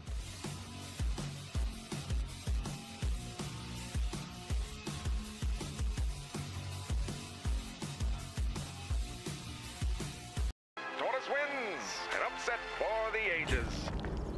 So I would ask the board, what if our next app wasn't... Melstroy decided to stream Gamba. He had an exclusive deal with a big online casino, and money started to pour in. His life turned into alcohol, drugs, a lot of drunk girls ready for anything, and Dude, I know Stake still sponsors streamers and pays them a lot, but the people that streamed Roobet back in the day, like I'm saying back in the day, like 2020, which is still fucking 4 years ago, but if you were like a Roobet streamer back then, like Steve will do it, they made so much money, dude. They're retired. Like retirement money. Really? Like fucking 4 months of just them streaming Roobet and they were good. Right? Like they just could have fucking quit and live in fucking Bora Bora for the rest of their life. Like holy fuck. They were making racks. I remember when Twitch, anybody remember when Twitch gambling was a thing? I used to watch Trainwrecks and he would gamble like $4 million in 2 hours. And a lot of people were saying it was fake, but I remember watching his streams and he would stream for 2 days straight. Had to be on some shit, dude. How the fuck do you stay awake that long? And he would just fucking gamble. He died for all like he would have his he lived in like Canada or some shit. And I think he probably still has the same setup. He would have his blinds open and it would be day and he would shut them when it was night. And he would literally like if you would tune in at any time of the day, he was live, just, come on, bro. Come on. Just fucking waiting. Just zoned in, fucking spinning $10,000 of fucking spin, dude. Buying fucking $400,000 buy-ins. Just crazy. He probably still does that shit. But I don't know for sure. I don't really go on Keck as much. 100,000 of viewers witnessing these freak shows live. That's the content he was doing. The more bizarre, the better it is. He invites small streamers or people that just want to make money to the stream, and they're basically humiliated for the viewers' entertainment. There are constantly fights and other absurd things that I can't even say, or this video is banned instantly. I hate streamers like, I hate streamers that have setups like this, dude. Just fucking 45 people in the back. Just this guy streaming here. So annoying. It's just so much background noise. Just it's too hectic. Too many things going on, and none of it's entertaining. I can't even just that IRL stream. I'm not talking about IRL streams in general, but like that IRL stream bullshit where it's just like a party of a bunch of influencers that just fucking sit around and do nothing. Or this video is banned instantly. It's like we go back to barbaric times again. He was one of the pioneers of Russian trash streams, along with names like... I remember that guy. Puts all that shit. Is he still alive? Because he would pump his arms with like fucking Synthol. He was one of the pioneers of Russian trash streams, along with names like Refly, who locked out his pregnant girlfriend in winter outside, where she eventually died, and all that for a donation on... Died? I swear, I think she doesn't even have a heartbeat. Bro, he killed his girlfriend for a dono.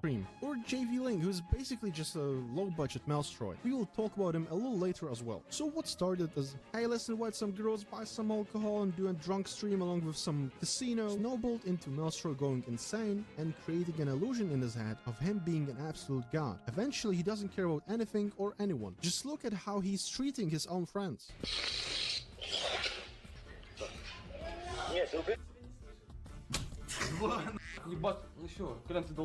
Propaganda of alcohol, gambling, careless lifestyle, that's what Melstroy streams are all about. His sponsors, apart from kiddos, were casinos that paid him good cash. Oh god, well, this is Russian rubles. Russian rubles, aren't they worth less than Clash of Clans? No, not anymore. Russian ruble to US dollar. 1 Russian ruble is 0.011 US dollars, which would be, what, 1.1 cents? How much is Clash of Clans gems worth? A Clash of Clans gem is worth more than a Russian ruble. And as money flows, Melstroy moves to Moscow, where he meets already mentioned Vigilenko, and later he is joined by Grisha... Bro! Borderline, yo, he's got good at this censoring now. TV, who is also a very interesting character. And after that, the whole thing goes downhill.